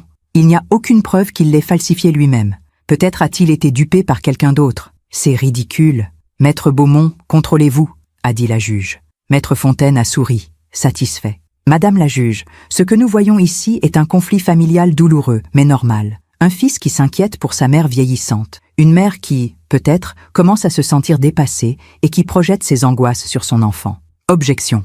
Et au lieu de chercher une solution familiale, un dialogue, une thérapie peut-être, on criminalise ce fils. On le traîne devant les tribunaux. On demande une ordonnance de protection, comme s'il était un prédateur. Il s'est tourné vers moi. Madame Thibault, regardez votre fils. Regardez-le vraiment. C'est le petit garçon que vous avez mis au monde, que vous avez élevé, que vous avez aimé. A-t-il vraiment mérité ça? J'ai regardé Oscar. Il avait baissé la tête. Ses épaules tremblaient légèrement. Pleurait-il? Mon cœur s'est serré. Madame la juge, a conclu Maître Fontaine, nous demandons le rejet de cette ordonnance de protection. Et nous demandons également que Madame Thibault soit suivie par un psychiatre indépendant pour s'assurer qu'elle n'est pas sous l'influence indue de tiers. Le silence est tombé dans la salle. Puis la juge s'est tournée vers moi. Madame Thibault, souhaitez-vous témoigner? Je me suis levée. Mes jambes tremblaient, mais j'ai tenu bon. Oui, Madame la juge, j'ai raconté tout, sans pleurer, sans m'excuser, sans baisser les yeux. J'ai raconté les 6 mois d'enfer, les demandes d'argent croissantes, les menaces, les fouilles dans mes affaires, la destruction de la photographie de mon mariage, les mots cruels, la violence contenue. Mon fils dit que c'est un malentendu, que je suis confuse, que je l'ai mal compris. Ma voix était ferme maintenant. Mais je n'ai rien compris de travers. J'ai vu les papiers, j'ai entendu les menaces. J'ai senti la peur m'envahir dans ma propre maison. Et vous pensez vraiment que votre fils représente un danger pour vous? A demandé la juge. Oui, pas physiquement, pas encore, mais psychologiquement, financièrement, moralement. Mon fils n'est plus l'enfant que j'ai élevé. Il est devenu quelqu'un que je ne reconnais pas, quelqu'un qui me voit comme un obstacle, comme une chose dont il faut se débarrasser pour obtenir ce qu'il veut. Je me suis tournée vers Oscar. Je t'ai aimé, Oscar, de tout mon cœur. J'ai tout fait pour toi. Ton père et moi, nous t'avons donné tout ce que nous pouvions. Et peut-être que nous avons fait des erreurs. Peut-être que nous t'avons trop protégé. Ou pas assez. Je ne sais pas. Mais une chose est sûre, je ne mérite pas ce que tu m'as fait. Oscar a relevé la tête. Nos regards se sont croisés. Et j'ai vu, enfin, une émotion réelle dans ses yeux. De la haine, pas du regret. pas de la tristesse, de la haine pure et simple. Madame la juge, ai-je dit en me retournant vers elle, mon fils me déteste. Je ne sais pas pourquoi. Je ne sais pas quand c'est arrivé. Mais c'est la vérité. Et je ne peux pas vivre avec quelqu'un qui me déteste. Je ne peux pas vivre dans la peur. J'ai respiré profondément. Alors oui, je demande cette ordonnance de protection. Non pas pour le punir, mais pour survivre. Je me suis rassise. Mes mains tremblaient. Mais j'avais dit ce que j'avais à dire. La juge a pris des notes, puis a levé les yeux. Monsieur Thibault, souhaitez-vous témoigner? Oscar s'est levé lentement. Il a regardé la juge, puis moi, puis à nouveau la juge. Oui, sa voix était calme, trop calme. J'aime ma mère. Je l'ai toujours aimée. Tout ce que j'ai fait, c'était pour elle, pour la protéger, pour m'assurer qu'elle serait en sécurité. Il a marqué une pause. Mais elle a raison sur un point. Elle ne me reconnaît plus. Et vous savez pourquoi? Parce que je ne suis plus l'enfant obéissant, soumis, qui faisait tout ce qu'on lui demandait sans poser de questions. J'ai grandi, j'ai changé, j'ai des opinions, des besoins, des limites. Et apparemment, elle ne peut pas l'accepter. Elle veut que je reste éternellement son petit garçon. Mais je ne le suis plus. Il s'est tourné vers moi. Tu dis que je te déteste? Non, maman, je ne te déteste pas. Je te plains, parce que tu es tellement accroché au passé, à papa, à cette maison, que tu ne vois pas la réalité. La réalité, c'est que tu es seul, que tu vieillis, que tu as besoin d'aide, et que je suis le seul qui soit là. Mais tu préfères me diaboliser plutôt que de l'admettre. Tu préfères croire que je suis un monstre plutôt que d'accepter que tu ne peux plus tout contrôler. Il a secoué la tête. Alors oui, si vous voulez me tenir éloigné d'elle, faites-le.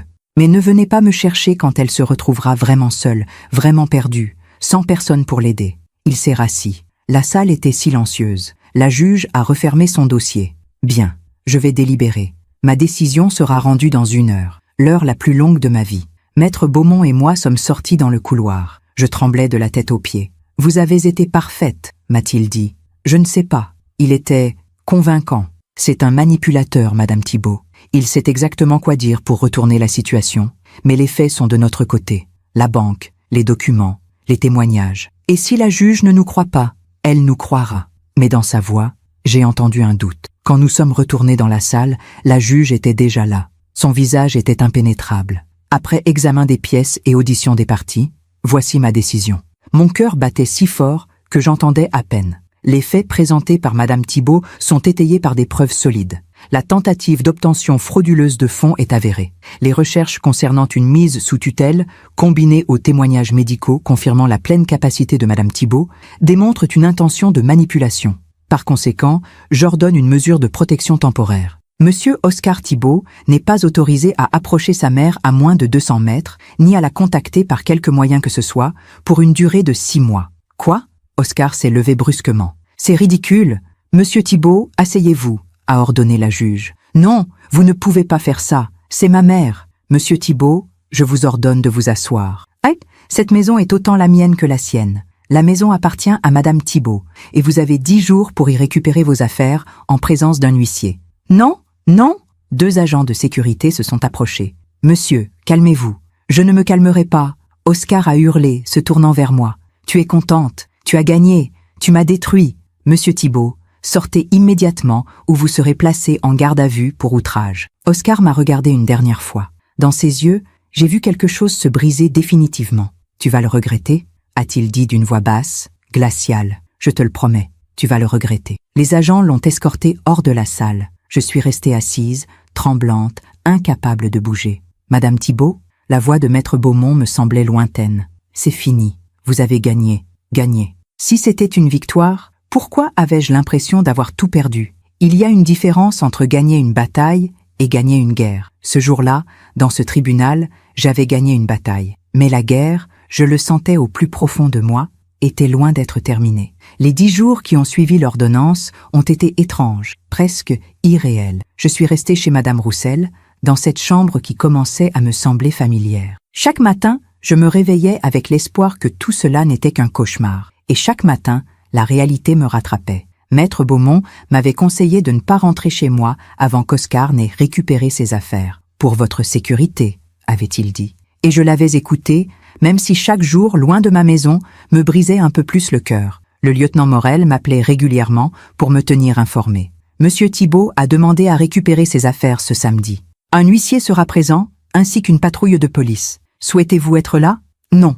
Ma réponse avait été immédiate. Je ne veux pas le voir. Je comprends. Nous nous assurerons qu'il ne prenne que ses effets personnels. Mais le samedi soir, quand le lieutenant Morel m'a rappelé, sa voix était tendue. Madame Thibault, il y a eu un incident. Mon cœur s'est arrêté. Quel genre d'incident? Votre fils. Il a fait plus que récupérer ses affaires. Le lendemain matin, accompagné de maître Beaumont, je suis retourné chez moi pour la première fois depuis 2 semaines. Rien n'aurait pu me préparer à ce que j'allais découvrir. La maison était dévastée. Dans le salon, tous les cadres avaient été arrachés des murs. Les photos de famille, jetées par terre, certaines piétinées. Le canapé où Henri et moi nous asseyions chaque soir avait été lacéré, la mousse sortant des déchirures comme des entrailles. Dans la cuisine, toute la vaisselle avait été sortie des placards et brisée. Des morceaux de porcelaine jonchaient le sol comme de la neige sale. La table où nous prenions nos repas avait été rayée profondément. Des mots gravés dans le bois.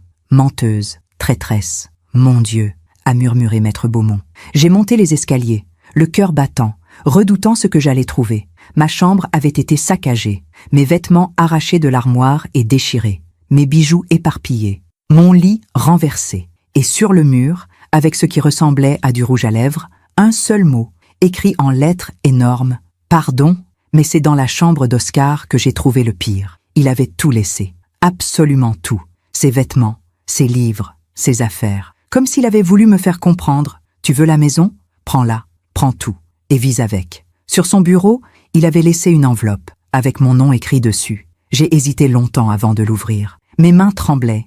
À l'intérieur, une seule feuille de papier, et quelques mots écrits à la main. Tu m'as tout pris, mon père, ma maison, ma dignité. J'espère que tu es fier de toi. J'espère que tu pourras vivre avec ce que tu as fait. Mais souviens-toi d'une chose. Un jour, tu seras vraiment seule, vraiment mourante, vraiment terrifiée. Et ce jour-là, tu chercheras quelqu'un, n'importe qui. Et il n'y aura personne, parce que tu les auras tous chassés, comme tu m'as chassé. Vis bien avec ça, maman. Oscar, j'ai laissé tomber la lettre. Mes jambes ne me portaient plus. Je me suis effondrée sur le sol de cette chambre vide, au milieu du chaos, et j'ai pleuré comme je n'avais jamais pleuré. Maître Beaumont est monté et m'a trouvé là, recroquevillée, la lettre à côté de moi.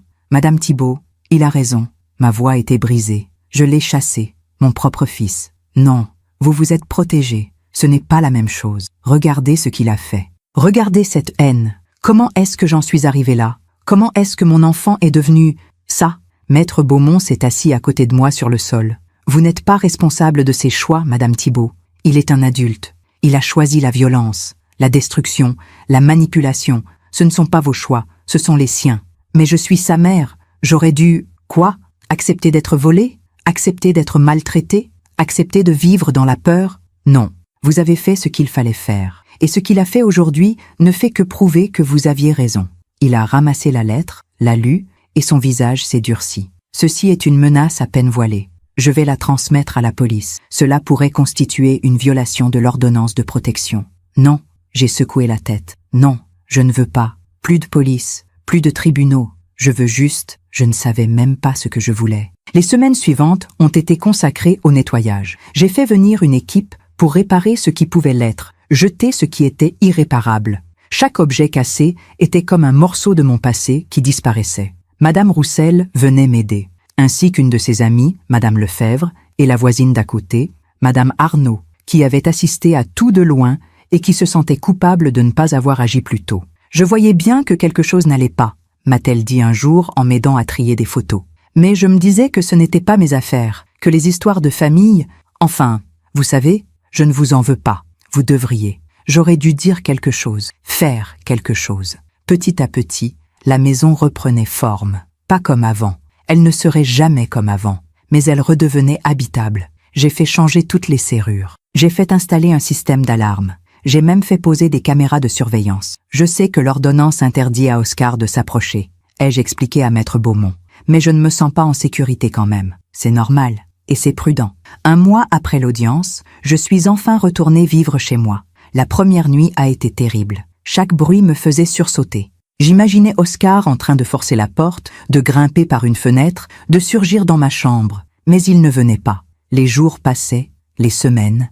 Pas de nouvelles d'Oscar. Pas d'appel, pas de message, rien. C'était comme s'il avait disparu de la surface de la terre. Le lieutenant Morel m'avait dit qu'il avait quitté la région.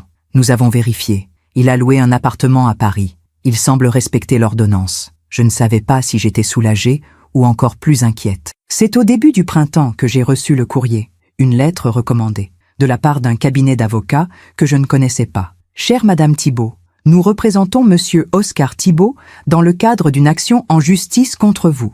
Notre client estime avoir subi un préjudice moral considérable suite à votre dénonciation calomnieuse et aux accusations mensongères que vous avez portées contre lui. Il réclame des dommages et intérêts à hauteur de 150 000 € ainsi qu'une rétractation publique. Vous trouverez ci-joint l'assignation.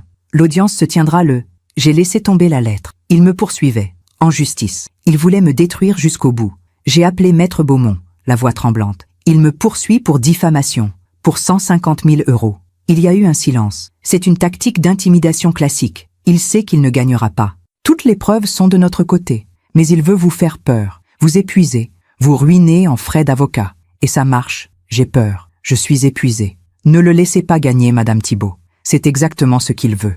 Nous allons nous défendre. Et nous allons gagner. Mais cette nuit-là, seule dans ma maison trop grande, je me suis demandé combien de batailles j'allais encore devoir livrer. Combien de temps j'allais pouvoir tenir. L'audience pour la plainte en diffamation a eu lieu 3 mois plus tard. Une nouvelle juge, un nouveau tribunal, les mêmes mensonges. Oscar, impeccable dans son costume, jouant le rôle du fils blessé, incompris, injustement accusé. Ma mère a détruit ma réputation, a-t-il déclaré, la voix tremblante d'émotion feinte. À cause d'elle, j'ai perdu mon travail. Mes amis m'ont tourné le dos. Ma famille me regarde comme un monstre. Tout ça parce qu'elle a menti. Parce qu'elle a inventé des histoires pour justifier son égoïsme. J'écoutais, incrédule. Comment pouvait-il mentir avec autant d'aplomb? Comment pouvait-il se victimiser après tout ce qu'il avait fait? Maître Beaumont a présenté les preuves, les documents bancaires, les témoignages, les photos de la maison saccagée, la lettre de menace. Votre honneur, Madame Thibault n'a jamais menti. Elle a simplement dit la vérité.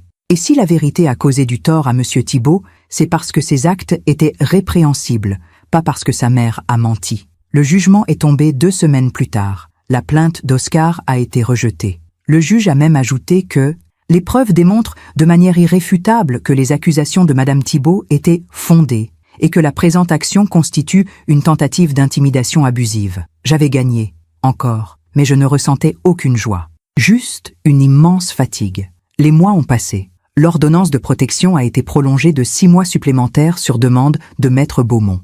Oscar vivait toujours à Paris, loin de moi, mais sa présence continuait à hanter chaque coin de ma maison.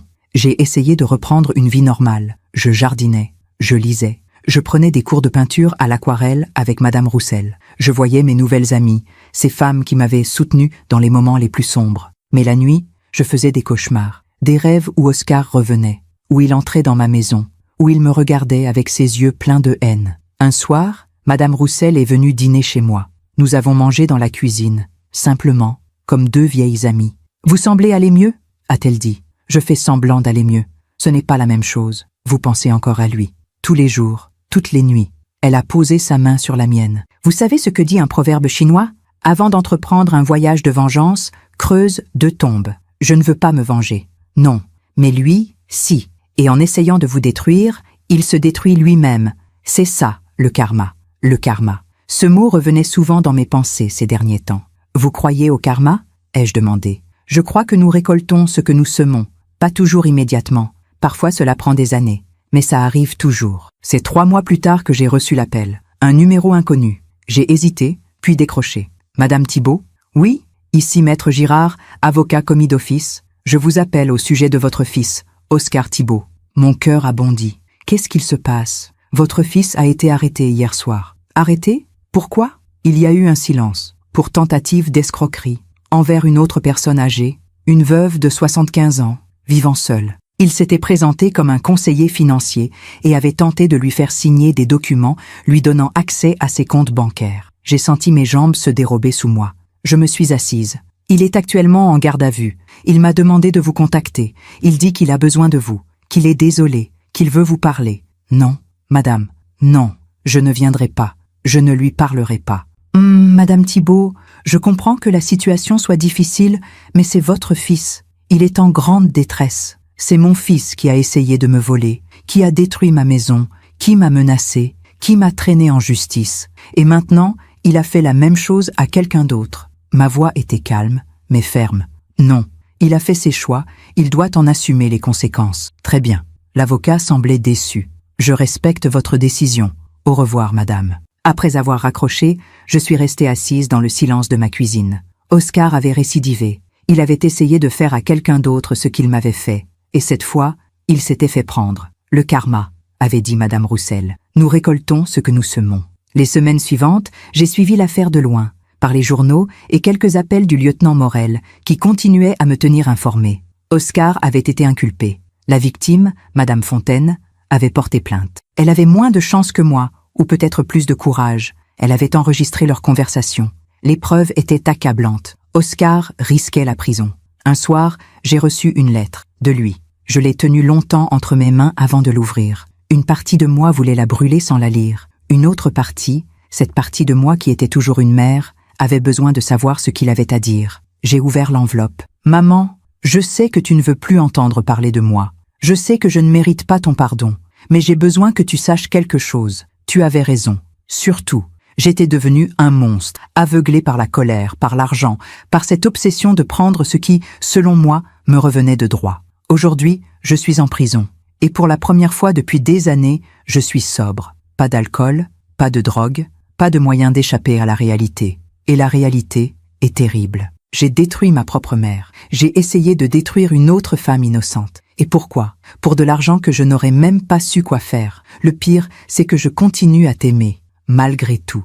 Malgré ma haine, ma colère, ma folie. Tu es ma mère. Et je t'aime. Mais cet amour est malade, toxique, destructeur. Je ne te demande pas de me pardonner. Je ne te demande même pas de me répondre. Je voulais juste que tu saches que tu as eu raison de te protéger de moi. Que tu as eu le courage que je n'avais pas. Je vais passer les prochaines années en prison, probablement. Et c'est bien, parce que j'ai besoin de temps. Pour réfléchir, pour comprendre, pour devenir, peut-être, quelqu'un que tu pourrais à nouveau regarder sans avoir peur. Je t'aime, maman. Et je suis désolée, tellement désolée. Oscar, j'ai plié la lettre lentement, les mains tremblantes. Des larmes coulaient sur mes joues, mais ce n'étaient pas des larmes de tristesse. C'étaient des larmes de soulagement, de libération. Mon fils était en prison, mais peut-être, pour la première fois, il voyait la vérité. Et moi, je pouvais enfin respirer. Il y a des moments dans la vie où l'on se tient à un carrefour sans même s'en rendre compte. On pense que c'est juste un jour ordinaire, une décision banale. Mais en réalité, c'est le moment où tout bascule. Pour moi, ce moment est arrivé un mardi matin, 3 semaines après avoir reçu la lettre d'Oscar. J'étais dans le jardin, en train de tailler mes rosiers. Le printemps était en pleine gloire, et malgré tout ce qui s'était passé, la nature continuait son cycle imperturbable. Les fleurs poussaient, les oiseaux chantaient, la vie continuait. Mon téléphone a sonné. Maître Beaumont. Madame Thibault, j'ai des nouvelles. Le procès d'Oscar a été avancé. Il aura lieu dans 2 semaines. D'accord. Il y a autre chose. Le procureur souhaite que vous témoigniez. Mon cœur s'est serré. Témoigner? Pourquoi? Pour établir un pattern de comportement. Montrer que ce qu'il a fait à Madame Fontaine n'était pas un acte isolé, mais une méthode qu'il avait déjà utilisée avec vous. Votre témoignage pourrait être déterminant. Je ne sais pas si je peux... Vous n'êtes pas obligée, Madame Thibault.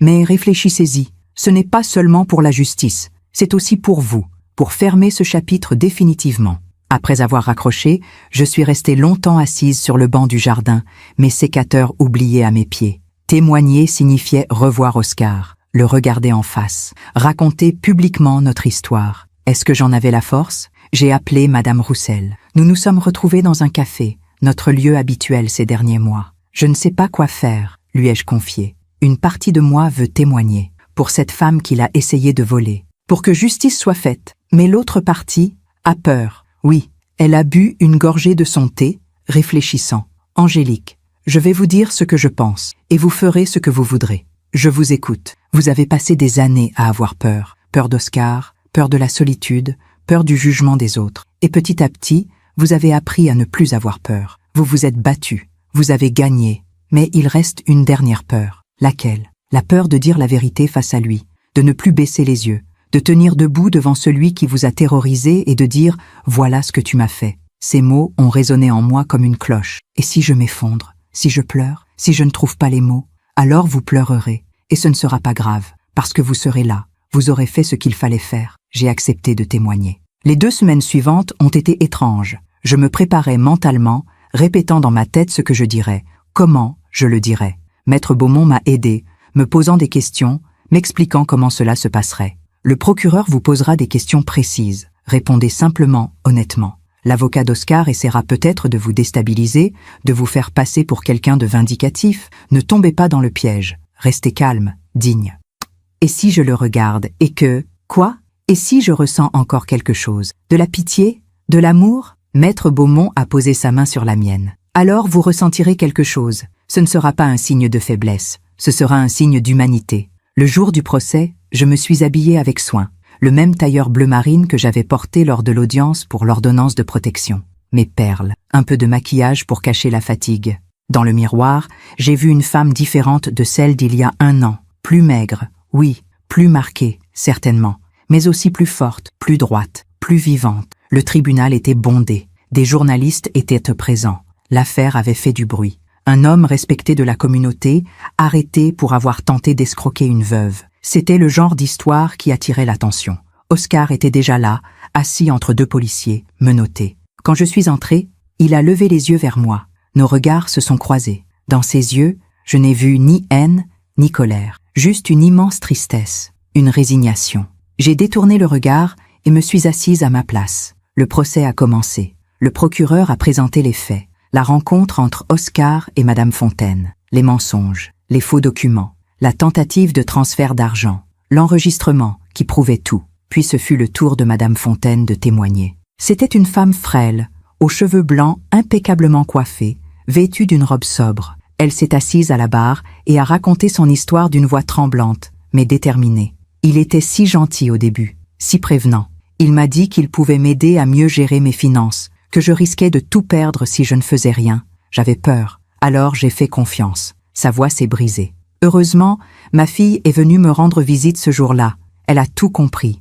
Elle a appelé la police. Sinon, je ne sais pas ce qui se serait passé. En l'écoutant, j'ai réalisé quelque chose de terrible. Cela aurait pu être moi, si je n'avais pas eu Maître Beaumont, si je n'avais pas eu le courage de porter plainte. C'est moi qui serais assise à cette place, racontant comment mon fils m'avait volé jusqu'au dernier centime. Puis, le procureur a prononcé mon nom. Nous appelons à la barre Madame Angélique Thibault. Je me suis levée. Mes jambes tremblaient, mais j'ai marché jusqu'à la barre, la tête haute. Le procureur était un homme d'une 50aine d'années, aux traits sévères mais aux yeux bienveillants. « Madame Thibault, merci d'être venue. Je sais que ce n'est pas facile pour vous. Non, mais c'est nécessaire. Pouvez-vous nous dire quel est votre lien avec l'accusé ?» J'ai pris une profonde inspiration. « Oscar Thibault est mon fils unique. Et pouvez-vous nous raconter ce qui s'est passé entre vous ?» Alors j'ai raconté tout. Les 6 mois d'enfer, les manipulations, les menaces, la fausse procuration, les tentatives pour me faire passer pour sénile, la maison saccagée, les procès. À mesure que je parlais, je sentais un poids énorme se lever de ma poitrine, comme si chaque mot prononcé libérait une partie de moi qui était restée prisonnière. Et aujourd'hui, Madame Thibault, comment vous sentez-vous? Libre. Le mot était sorti avant que je ne puisse le retenir. Pour la première fois depuis longtemps, je me sens libre. L'avocat d'Oscar s'est levé pour me contre-interroger. Il a essayé de me déstabiliser, de me faire dire que j'exagérais, que j'avais mal compris les intentions d'Oscar. Mais je suis restée calme, digne. Je répondais à chaque question avec honnêteté, sans colère, sans vengeance. N'êtes-vous pas une mère vindicative qui veut punir son fils parce qu'il a osé réclamer ce qui lui revenait? Non, je suis une mère qui a dû se protéger de son propre enfant, et c'est la chose la plus douloureuse que j'ai jamais eu à faire. Quand je suis descendue de la barre, Oscar m'a regardé, et j'ai vu des larmes couler sur ses joues. Le procureur a demandé une peine de 3 ans de prison ferme. L'avocat d'Oscar a plaidé les circonstances atténuantes, la détresse psychologique, le besoin d'argent, les problèmes d'addiction. Puis Oscar a demandé à prendre la parole. Le juge a accepté. Oscar s'est levé, les mains toujours menottées. « Votre honneur, je ne vais pas me chercher d'excuses. J'ai fait ce dont on m'accuse. J'ai essayé de voler Madame Fontaine. Avant cela, j'ai terrorisé ma propre mère. » Sa voix était basse, mais claire. J'ai passé des mois à me mentir à moi-même, à me dire que j'avais raison, que le monde était injuste avec moi, que tout le monde me devait quelque chose. Mais la vérité, c'est que j'étais devenu exactement ce que je détestais. Un parasite, un manipulateur, quelqu'un qui prend sans jamais donner. Il s'est tourné vers moi. « Maman, tu m'as donné tant de choses. L'amour, l'éducation, une maison, des opportunités. Et moi, je t'ai rendu la peur et la douleur. Je ne peux pas revenir en arrière. Je ne peux pas effacer ce que j'ai fait. Mais je peux accepter les conséquences de mes actes. Et je le fais. Il s'est rassis. Le silence dans la salle était absolu. Le jugement est tombé une semaine plus tard. Oscar a été condamné à 2 ans de prison ferme, suivi d'une mise à l'épreuve de 3 ans. Il devait également suivre une thérapie obligatoire et rembourser intégralement les frais engagés par ses victimes. Quand la sentence a été prononcée, Oscar n'a pas bronché. Il l'a acceptée avec un calme qui m'a surprise. À la sortie du tribunal, des journalistes m'ont entouré. « Madame Thibault, que ressentez-vous? Êtes-vous satisfaite de la sentence? Allez-vous pardonner à votre fils ?» Je me suis arrêtée, j'ai regardé les caméras et j'ai dit simplement « Je ressens du soulagement, pas de la joie, pas de la victoire, juste du soulagement. Et j'espère que cette histoire servira de leçon. Pas seulement pour mon fils, mais pour toutes les personnes qui pensent qu'elles peuvent profiter de la vulnérabilité des autres. Et le pardon? J'ai réfléchi un instant. Le pardon viendra peut-être un jour, mais pour l'instant, je dois d'abord me pardonner à moi-même, de ne pas avoir agi plus tôt, de ne pas avoir vu les signes, de ne pas avoir protégé cette autre femme en parlant publiquement. Et que diriez-vous aux autres personnes qui vivent la même chose? Qu'elles ne sont pas seules, que ce n'est pas de leur faute, qu'elles ont le droit de se protéger, même contre ceux qu'elles aiment. Et surtout, ma voix s'est raffermie, qu'il n'est jamais trop tard pour dire non. Après un procès, après une condamnation, on pourrait penser que tout est fini, que l'on tourne la page et que la vie reprend son cours normal. Mais la vérité, c'est qu'il n'y a pas de fin nette, pas de ligne claire entre avant et après. Il y a juste la suite. Les premiers jours après le jugement ont été étranges. Je me réveillais le matin en me demandant ce qui avait changé. Tout et rien à la fois. Oscar était en prison, mais il continuait à occuper mes pensées. La maison était calme, sécurisée, mais je sursautais encore au moindre bruit. Madame Roussel m'a invité à déjeuner chez elle, 1 semaine après le procès. « Comment vous sentez-vous vraiment ?» m'a-t-elle demandé en servant le thé. Fatiguée, vidée, mais aussi soulagée, je crois. C'est normal, vous venez de traverser une guerre. Le corps et l'esprit ont besoin de temps pour comprendre que c'est fini. Est-ce que c'est vraiment fini? Elle m'a regardé avec ses yeux sages qui avaient vu tant de choses. La bataille juridique, oui. Mais la guérison intérieure? Non. Ça, c'est un autre voyage. Plus long, plus difficile peut-être. J'ai décidé de faire quelque chose que je n'avais jamais fait auparavant. Consulter une psychologue. Elle s'appelait Dr Mercier, une femme d'une 60aine d'années, au sourire doux et au regard perçant. Son cabinet se trouvait dans un vieil immeuble du centre-ville, avec des bibliothèques remplies de livres et un canapé confortable où je me suis assise, les mains crispées sur mon sac. « Racontez-moi », a-t-elle dit simplement. Et j'ai raconté. Tout, depuis le début. Depuis le retour d'Oscar à la maison jusqu'au procès. Depuis les petites manipulations jusqu'aux grandes violences. Elle écoutait, sans m'interrompre, prenant quelques notes, hochant la tête de temps en temps. Quand j'ai terminé, elle a posé son stylo et m'a regardé. « Madame Thibault, vous avez vécu ce qu'on appelle de la violence familiale, violence psychologique, violence économique, violence morale. Mais il ne m'a jamais frappé. La violence n'est pas seulement physique, et parfois, les blessures invisibles mettent plus de temps à guérir. » Elle s'est penchée en avant. « Vous avez fait quelque chose de remarquable. Vous vous êtes défendu. Vous avez refusé d'être une victime. Mais maintenant, il faut faire le travail le plus difficile, vous reconstruire. Comment ? En acceptant d'abord que ce qui s'est passé n'est pas de votre faute, que vous n'avez pas échoué en tant que mère, que les choix d'Oscar sont ses choix, pas les vôtres. » Ces mots ont touché quelque chose de profond en moi, une culpabilité que je portais depuis le début. Mais j'aurais dû voir les signes plus tôt, j'aurais dû arrêter. Sa voix était ferme, mais bienveillante. Les « j'aurais dû » ne servent à rien. Vous avez fait ce que vous pouviez avec ce que vous saviez à ce moment-là. Et quand vous avez compris, vous avez agi. C'est ça qui compte. J'ai commencé à voir le docteur Mercier toutes les semaines. Chaque séance était comme éplucher un oignon, découvrir une nouvelle couche de douleur, de culpabilité, de peur, mais aussi de force, de résilience, de courage. Un jour, elle m'a posé une question qui m'a bouleversée. Si vous pouviez parler à l'Angélique d'il y a 1 an, celle qui vivait encore avec Oscar, qui avait peur, qui se taisait, que lui diriez-vous? J'ai fermé les yeux, imaginant cette femme que j'avais été, cette femme qui marchait sur la pointe des pieds dans sa propre maison, cette femme qui s'excusait d'exister. Je lui dirais, ma voix s'est brisée, je lui dirais que ce n'est pas sa faute, que ce qu'elle vit n'est pas normal, que ce n'est pas de l'amour, et que les larmes coulaient maintenant, et qu'elle mérite mieux, qu'elle mérite d'être en sécurité, d'être heureuse, d'être en paix. Et aujourd'hui, Angélique, est-ce que vous vous sentez en sécurité, heureuse, En paix, j'ai réfléchi longuement. En sécurité, oui, grâce aux serrures, aux alarmes, à l'ordonnance. Mais heureuse, en paix, pas encore. Ça viendra. Donnez-vous du temps. 2 mois après le procès, j'ai reçu une lettre de la prison, d'Oscar. J'ai hésité longtemps avant de l'ouvrir. Le docteur Mercier m'avait dit que je n'étais pas obligé de lire ces lettres, que je pouvais protéger mon espace mental. Mais quelque chose en moi avait besoin de savoir. Maman, je ne t'écris pas pour te demander quoi que ce soit. Ni pardon, ni visite, ni même une réponse. J'écris parce que j'ai besoin de mettre des mots sur ce qui s'est passé en moi. En prison, j'ai beaucoup de temps pour réfléchir. Trop peut-être. Je repense à tout. À mon enfance, à papa, à toi. Et je me demande où tout a basculé. Le psychologue de la prison dit que j'ai un problème avec l'autorité, avec les limites, avec le fait d'accepter que je ne peux pas tout avoir. Il dit que l'alcool et les drogues ont amplifié ces problèmes, mais qu'ils étaient déjà là avant. Papa était dur avec moi, très dur, tu le sais, mais je n'ai jamais osé m'opposer à lui. Alors j'ai intériorisé cette colère, et quand il est mort, je me suis dit que enfin, je pourrais prendre ma place, être le maître de ma vie. Mais au lieu de construire ma vie, j'ai essayé de détruire la tienne. Comme si en te prenant tout, je pouvais effacer cette impression d'avoir été étouffé toute ma vie. Ce n'est pas une excuse, c'est juste une explication. Pour moi autant que pour toi, je vais rester ici 2 ans. 2 ans pour essayer de comprendre qui je suis vraiment, pour essayer de devenir quelqu'un de meilleur, quelqu'un que tu n'auras plus jamais à craindre. Je ne sais pas si un jour tu pourras me regarder sans avoir peur, si un jour nous pourrons nous parler sans que tout ce passé se dresse entre nous. Mais je veux que tu saches une chose, tu as eu raison de te protéger de moi. Tu as eu raison de dire non.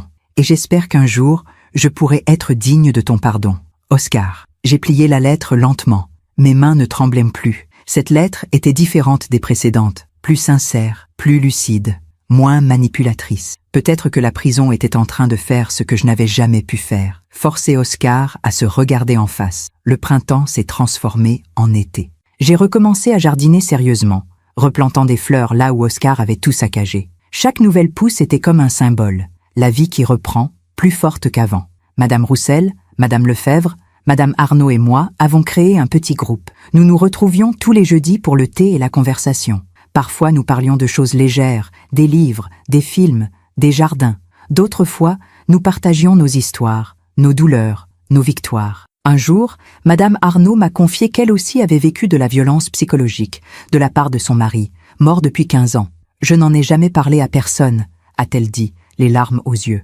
Mais vous voir, Angélique, vous battre comme ça m'a donné le courage de l'admettre, même si c'est trop tard pour faire quoi que ce soit. Ce n'est jamais trop tard pour guérir, lui ai-je dit doucement. Et en disant ces mots, je les ai sentis résonner en moi. Ce n'était pas trop tard pour moi non plus. Un après-midi, j'ai fait quelque chose que je n'avais pas fait depuis des mois. J'ai ouvert l'enveloppe contenant les morceaux de la photographie de mon mariage, celle qu'Oscar avait déchirée. J'ai étalé tous les morceaux sur la table de la cuisine, comme un puzzle. Certains morceaux étaient déchirés si finement qu'on ne pouvait plus les assembler. D'autres avaient été piétinés, mais j'ai essayé quand même. Patiemment, méthodiquement, j'ai reconstruit l'image. Ça m'a pris 3 heures. À la fin, la photo était là, reconnaissable, mais avec des fissures visibles.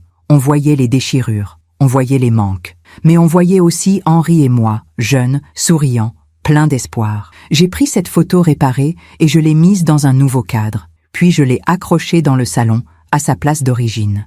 Les fissures faisaient maintenant partie de la photo. Elles racontaient une histoire. Mon histoire. En septembre, j'ai reçu un appel de Madame Fontaine, l'autre victime d'Oscar. Madame Thibault, j'espère que je ne vous dérange pas. Pas du tout. Comment allez-vous? Mieux. Grâce à vous, en partie. Votre témoignage au procès. Il m'a aidé à comprendre que je n'étais pas seule, que ce n'était pas ma faute. C'est exactement ce que j'espérais. Ma fille m'a suggéré quelque chose. Elle se demandait si vous et moi, nous pourrions, nous rencontrer, parler, partager nos expériences, peut-être aider d'autres femmes qui vivent la même chose. Son idée m'a surprise, mais elle a tout de suite résonné en moi. J'aimerais beaucoup. Nous nous sommes rencontrés la semaine suivante dans un café tranquille. Elle était plus forte que je ne l'avais imaginé, avec un regard vif et un sens de l'humour qui m'a fait rire pour la première fois depuis longtemps. « Vous savez ce qui est ironique ?» a-t-elle dit. « Nos enfants nous ont appris à nous défendre. Pas de la manière dont ils l'auraient voulu, mais quand même. Nous avons parlé pendant des heures, de nos peurs, de nos victoires, de nos regrets, et à la fin, elle m'a dit quelque chose que je n'oublierai jamais. Vous savez ce que j'ai compris? On nous apprend qu'une mère doit tout sacrifier pour ses enfants. Mais personne ne nous dit qu'une mère a aussi le droit de se protéger, qu'elle a le droit de dire « jusqu'ici, mais pas plus loin ». Tout « jusqu'ici, mais pas plus loin », ai-je répété. C'est exactement ça. L'automne est arrivé, apportant avec lui ses couleurs chaudes et son air frais. 1 an exactement s'était écoulé depuis l'ordonnance de protection. J'étais dans mon jardin, ramassant les feuilles mortes, quand mon téléphone a sonné. Maître Beaumont.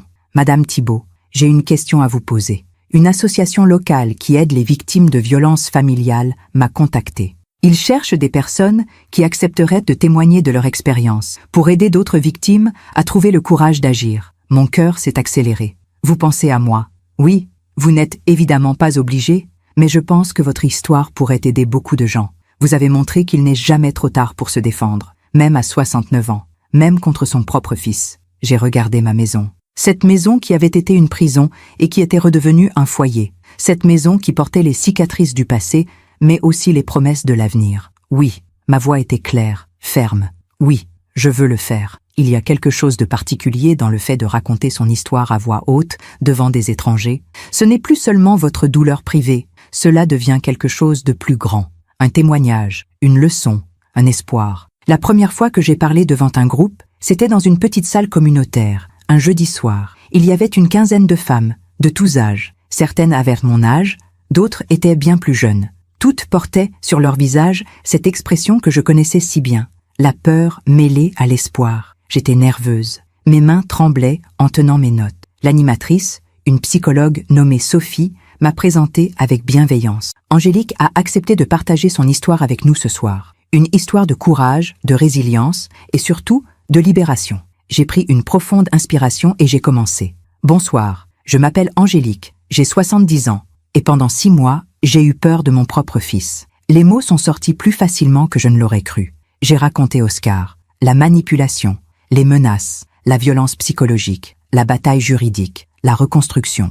Mais cette fois, je n'ai pas raconté seulement la douleur, j'ai raconté aussi la force, les moments où j'avais dit non, les personnes qui m'avaient aidé, les victoires, petites et grande. Quand j'ai terminé, il y a eu un silence, puis une femme s'est levée. Elle devait avoir 40 ans, des cernes profonds sous les yeux.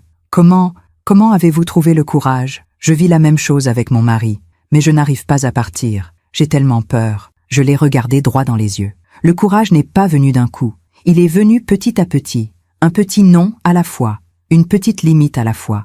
Et un jour, j'ai réalisé que j'avais plus peur de rester que de partir. Une autre femme a levé la main, plus âgée. « Mais vous n'avez pas peur de mourir seul, sans votre fils ?» La question m'a touché au cœur. Si, j'ai peur. Mais j'ai compris quelque chose. Mieux vaut être seul et en paix que accompagné et terrorisé. La solitude peut être apaisante. La violence ne l'est jamais. Les questions ont continué pendant 1 heure. À la fin, plusieurs femmes sont venues me voir personnellement, les larmes aux yeux, pour me remercier. « Vous m'avez donné de l'espoir », m'a dit l'une d'elles. « Vous m'avez montré que c'est possible », a ajouté une autre. En rentrant chez moi ce soir-là, j'ai réalisé quelque chose d'important. Ma douleur avait trouvé un sens. Elle n'était plus juste une blessure personnelle. Elle était devenue un pont vers d'autres femmes, un phare dans leur nuit. Les semaines suivantes, j'ai témoigné plusieurs fois, dans des associations, des centres sociaux, même une fois à la radio locale. Chaque fois, c'était différent. Chaque fois, je voyais dans les yeux de ces femmes le reflet de ce que j'avais vécu. Madame Fontaine m'accompagnait souvent. Nous formions un duo étrange, mais complémentaire. 2 femmes âgées qui refusaient d'être des victimes silencieuses. Un jour, après une conférence, une jeune femme d'une 30aine d'années m'a abordée. « Madame Thibault, je voulais vous dire, mon père fait à ma mère ce que votre fils vous a fait. Elle refuse de voir la réalité. Elle dit qu'elle l'aime, qu'elle ne peut pas partir. J'ai tout essayé, mais rien ne marche. Sa détresse était palpable. Que puis-je faire ?» J'ai posé ma main sur son bras. Vous ne pouvez pas la sauver malgré elle, personne ne peut. Mais vous pouvez être là, être une porte ouverte, un refuge si elle décide de partir. Et surtout, ne pas la juger. La culpabilité est déjà assez lourde comme ça. Mais si elle ne part jamais, alors vous aurez fait ce que vous pouviez. Et c'est déjà beaucoup. Elle est partie, les yeux rouges, mais avec quelque chose dans le regard qui ressemblait à de la détermination. C'est en novembre, 1 an exactement après le procès, que j'ai reçu une nouvelle lettre d'Oscar. Cette fois, je ne l'ai pas ouverte tout de suite. Je l'ai posée sur la table de la cuisine et je l'ai regardée pendant 2 jours, me demandant si j'étais prête. Finalement, Un dimanche matin, avec une tasse de thé et le soleil qui entrait par la fenêtre, je l'ai ouverte. « Maman, cela fait maintenant 1 an que je suis ici. 1 an que j'ai du temps pour réfléchir, pour faire face à ce que j'ai fait.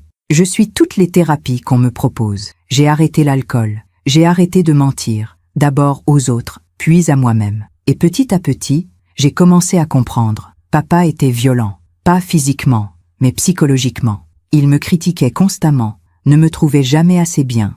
Et toi, tu ne disais rien. Tu le laissais faire, par amour pour lui, ou par peur, je ne sais pas. Pendant longtemps, je t'en ai voulu pour ça. Je t'en ai voulu de ne pas m'avoir protégé, de ne pas avoir pris ma défense. Mais aujourd'hui, je comprends quelque chose. Tu étais toi-même une victime. Papa te contrôlait aussi. Peut-être pas de la même manière, mais il te contrôlait. Et quand il est mort, j'ai reproduit ce que j'avais appris. J'ai reproduit sa violence. Ce n'est pas une excuse. C'est juste une prise de conscience. Tu sais ce qui m'a le plus bouleversé? C'est quand j'ai lu dans le journal que tu témoignais pour aider d'autres victimes. Que tu transformais ta douleur en force. Que tu aidais des femmes à trouver le courage que tu as trouvé. Tu es devenue la femme que j'aurais voulu avoir comme mère. Une femme forte, debout, qui refuse d'être une victime. Et je suis fière de toi. Je ne te demande toujours pas de pardon.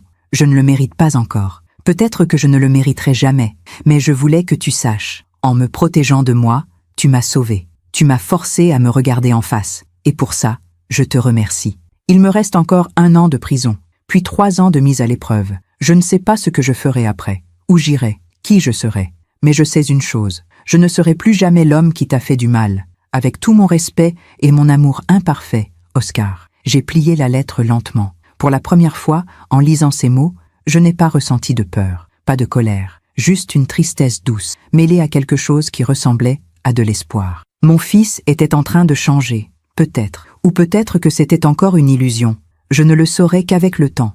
Mais une chose était certaine, moi, j'avais changé, et plus rien ne pourrait me ramener à la femme que j'étais avant. L'hiver est arrivé, d'où cette année-là. J'ai décoré ma maison pour Noël, quelque chose que je n'avais pas fait depuis la mort de Henri.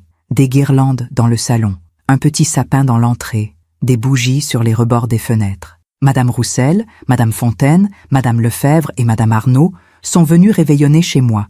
Nous avons ri, partagé des histoires, levé nos verres à la vie, à la liberté, à la sororité. À nous, a dit Madame Fontaine. Les femmes qui ont dit non, à nous, avons-nous répété en chœur. Ce soir-là, en regardant ces femmes autour de ma table, j'ai réalisé quelque chose. Oscar m'avait enlevé un fils, mais la vie m'avait donné une famille choisie. Une famille de femmes fortes, blessées, mais debout, qui se soutenaient mutuellement. En janvier, j'ai reçu un appel inattendu. Une journaliste d'un magazine national voulait écrire un article sur les femmes âgées victimes de violences familiales. Elle avait entendu parler de mon histoire et voulait m'interviewer. J'ai hésité. Témoigner dans des petits groupes, c'était une chose. Mais un article national, avec mon nom, ma photo, j'en ai parlé au docteur Mercier. Et quelle est votre peur? Que tout le monde sache, que tout le monde me juge. Vous jugez pourquoi? Pour avoir échoué comme mère. Vous n'avez pas échoué. Vous avez survécu. Elle avait raison. Et peut-être que mon histoire pouvait aider encore plus de femmes. J'ai accepté l'interview. L'article est paru en mars. Angélique, 70 ans. J'ai eu peur de mon fils, puis j'ai choisi de vivre. Il y avait ma photo, mon témoignage complet et même des citations du lieutenant Morel et du docteur Mercier. La réaction a été immédiate et massive. J'ai reçu des dizaines de lettres, des femmes qui me remerciaient, d'autres qui partageaient leur histoire, certaines qui demandaient de l'aide. Une lettre m'a particulièrement touchée. Elle venait d'une femme de 82 ans. « Chère Angélique, j'ai lu votre histoire. J'ai 82 ans. Mon fils me traite exactement comme le vôtre vous traitait. Pendant des années, j'ai cru que c'était normal, que je méritais ça, que je n'avais pas le choix. Mais vous m'avez montré que j'ai le choix. Hier, j'ai appelé la police. Aujourd'hui, je porte plainte. Demain, je commence une nouvelle vie. Merci de m'avoir donné le courage que je n'avais plus. Merci de m'avoir montré qu'il n'est jamais trop tard. Avec toute ma gratitude, Geneviève, j'ai pleuré en lisant cette lettre. Mais c'était des larmes de joie, des larmes de sens retrouvées. Ma douleur avait sauvé quelqu'un. Au printemps, l'association m'a demandé si j'accepterais de devenir bénévole permanente, pour accompagner les femmes qui sortaient de situations de violence, pour les écouter, les conseiller, les soutenir. Vous seriez parfaite pour ce rôle, m'a dit Sophie, l'animatrice. Vous avez vécu ce qu'elles vivent, vous savez de quoi vous parlez, et surtout, vous incarnez l'espoir. Vous êtes la preuve qu'on peut s'en sortir. J'ai accepté. 2 fois par semaine, Je me rendais au centre. J'écoutais des histoires qui ressemblaient à la mienne. Des fils qui volèrent leur mère, des maris qui terrifiaient leurs femmes, des pères qui manipulaient leurs filles. Et à chaque fois, je leur disais la même chose. Vous n'êtes pas seuls, ce n'est pas de votre faute, et vous avez le droit de vous protéger. Une femme, après notre première rencontre, m'a dit « Vous savez ce qui m'aide le plus? C'est de voir que vous avez survécu, que vous souriez à nouveau, que vous vivez. Ça me donne de l'espoir. Alors gardez cet espoir, lui ai-je répondu. Même les jours les plus sombres, gardez-le précieusement. » Un soir de mai, alors que je rentrais du centre, j'ai trouvé une lettre dans ma boîte aux lettres. Pas une lettre recommandée. Juste une enveloppe simple, avec mon nom écrit à la main. L'écriture d'Oscar. Cette fois, je ne l'ai pas laissée traîner. Je l'ai ouverte immédiatement. Maman, je sors dans 3 mois. Mon avocat a négocié une libération anticipée pour bonne conduite. Je ne vais pas revenir à Versailles. J'ai trouvé un travail dans le sud, à Marseille. Un nouveau départ, loin de tout. Je ne sais pas si un jour nous nous reverrons. Je ne sais pas si tu le voudras. Je ne sais même pas si tu as lu mes lettres. Mais je voulais te dire quelque chose d'important. Tu as eu raison. Surtout, j'étais devenu un monstre. Et tu as fait ce qu'il fallait faire. Tu t'es protégé. Tu as dit non. Et en faisant ça, tu m'as donné la seule chose qui pouvait me sauver. Un miroir. Un miroir qui m'a forcé à voir qui j'étais vraiment devenu. Je ne serai jamais le fils que tu as rêvé d'avoir. Mais je peux devenir un homme dont tu n'auras plus jamais à avoir peur. Et c'est ce que je vais faire. Vis ta vie, maman. Sois heureuse. Tu l'as mérité 1000 fois. Oscar. J'ai plié la lettre et je l'ai rangée dans un tiroir, avec toutes les autres. Un jour, peut-être, je lui répondrai. Ou peut-être pas. Le temps me le dira. Mais ce soir-là, j'ai compris quelque chose d'essentiel. Oscar avait sa propre route à parcourir. Et moi, j'avais la mienne. Nos chemins s'étaient séparés. Et c'était peut-être la meilleure chose qui pouvait nous arriver à tous les deux. Il y a 2 ans aujourd'hui, je vivais dans la peur. Je marchais sur la pointe des pieds dans ma propre maison. Je m'excusais d'exister. J'avais oublié ce que signifiait être libre. Aujourd'hui, je suis assise dans mon jardin, par une belle matinée de juin. Les roses que j'ai plantées l'année dernière sont en pleine floraison.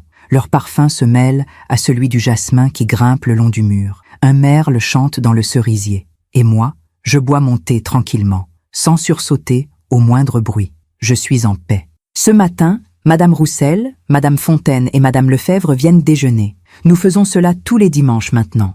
Nous cuisinons ensemble, nous rions, nous partageons nos histoires. Ces femmes sont devenues ma famille, pas celle du sang, mais celle du cœur, celle qu'on choisit. Cet après-midi, j'irai au centre. Une nouvelle femme arrive, une dame de 75 ans, dont le fils la menace. Sophie m'a demandé si je pouvais l'accueillir, lui parler, lui montrer qu'il y a un chemin vers la liberté.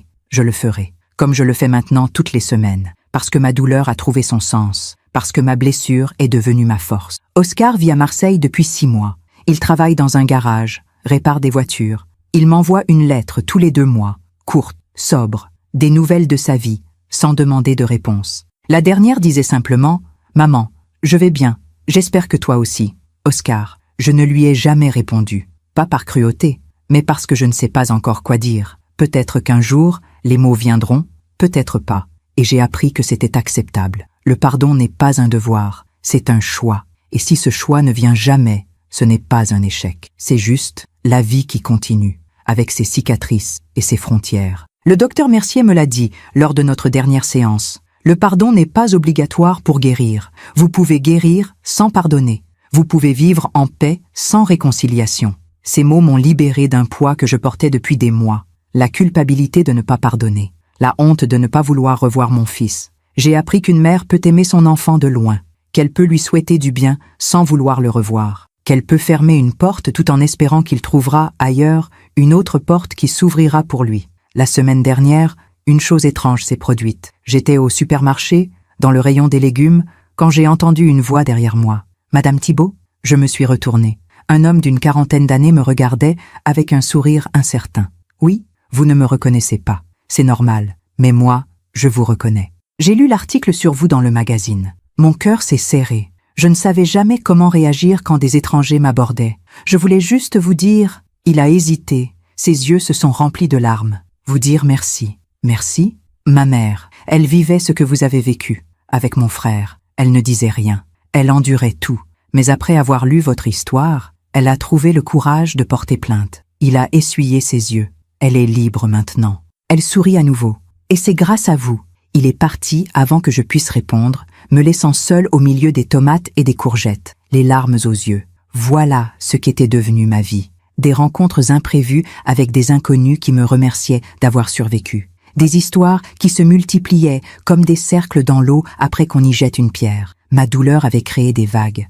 Et ces vagues touchaient des rivages que je ne verrai jamais. Ce soir, je vais dîner chez Madame Arnaud. Son fils vient lui rendre visite de Londres et elle veut me le présenter. Pour qu'il voie, m'a-t-elle dit, ce qu'une vraie relation mère-fils devrait être. Je ne suis pas sûre d'être le bon exemple. Ma relation avec Oscar est brisée, peut-être définitivement, mais peut-être que c'est justement pour ça qu'elle veut que je vienne, pour montrer qu'on peut survivre même quand la relation ne se répare pas. Avant de partir, je monte dans ma chambre. La photographie de mariage est toujours là, sur ma commode, celle que j'ai reconstituée, avec ses fissures visibles. Je la prends entre mes mains et je regarde le visage de Henri. Mon amour, j'ai fait de mon mieux, avec Oscar, avec tout. Je ne sais pas si tu serais fier de moi. Je ne sais pas si j'ai bien fait, mais je suis toujours là. Je suis toujours debout. Je remets la photo à sa place et je souris. Oui, je suis toujours debout. Et ça, c'est déjà une victoire. Il y a une question qu'on me pose souvent au centre, quand je témoigne. Comment savoir quand il est temps de partir? Ma réponse est toujours la même. Quand vous commencez à avoir plus peur chez vous que dans la rue. Quand vous retenez votre respiration en entendant une clé dans la serrure. Quand vous vous excusez d'exister. C'est là que vous savez. Mais j'ai peur de partir. Moi aussi, j'avais peur. Et vous savez ce que j'ai découvert? Que la peur de partir était moins terrible que la peur de rester. Une jeune femme m'a dit récemment, « Mais s'il change, si je pars et qu'il devient meilleur, alors il sera meilleur pour quelqu'un d'autre ou pour lui-même. Mais votre rôle n'est pas de rester pour espérer qu'il change. Votre rôle est de vous protéger. Ce sont des paroles dures, mais ce sont des paroles vraies. Et la vérité, même dure, est plus douce que le mensonge qui étouffe. Ce soir, avant de m'endormir, je pense à toutes ces femmes que j'ai rencontrées. Celles qui sont parties, celles qui sont restées, celles qui hésitent encore. Je pense à Madame Fontaine, qui a transformé sa colère en action et qui milite maintenant pour des lois plus strictes contre l'abus financier des personnes âgées. Je pense à Geneviève, la femme de 82 ans qui m'a écrit. Elle vit maintenant dans un petit appartement, seule mais heureuse. Elle m'envoie des cartes postales tous les mois.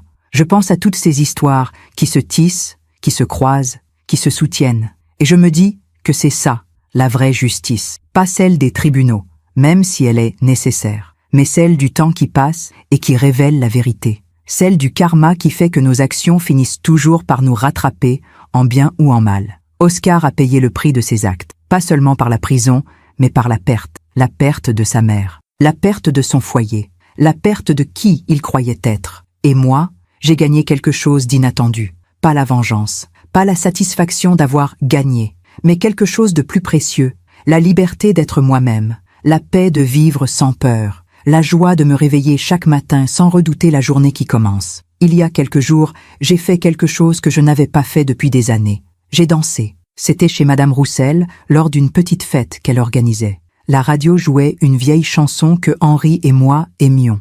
Et sans réfléchir, je me suis levée, j'ai fermé les yeux et j'ai dansé. Madame Fontaine s'est jointe à moi, puis Madame Lefebvre, puis Madame Arnaud.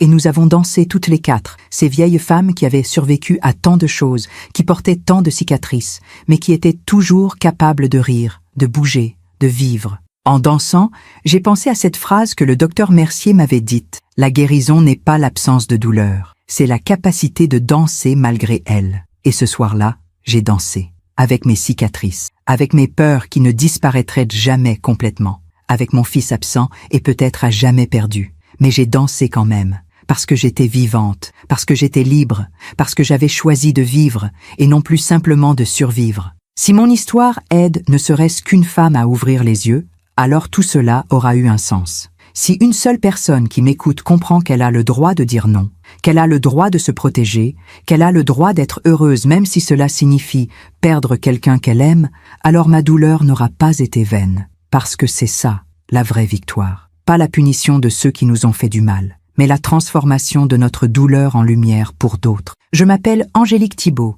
j'ai 70 ans, j'ai eu peur de mon fils, je l'ai dénoncé, je l'ai perdu.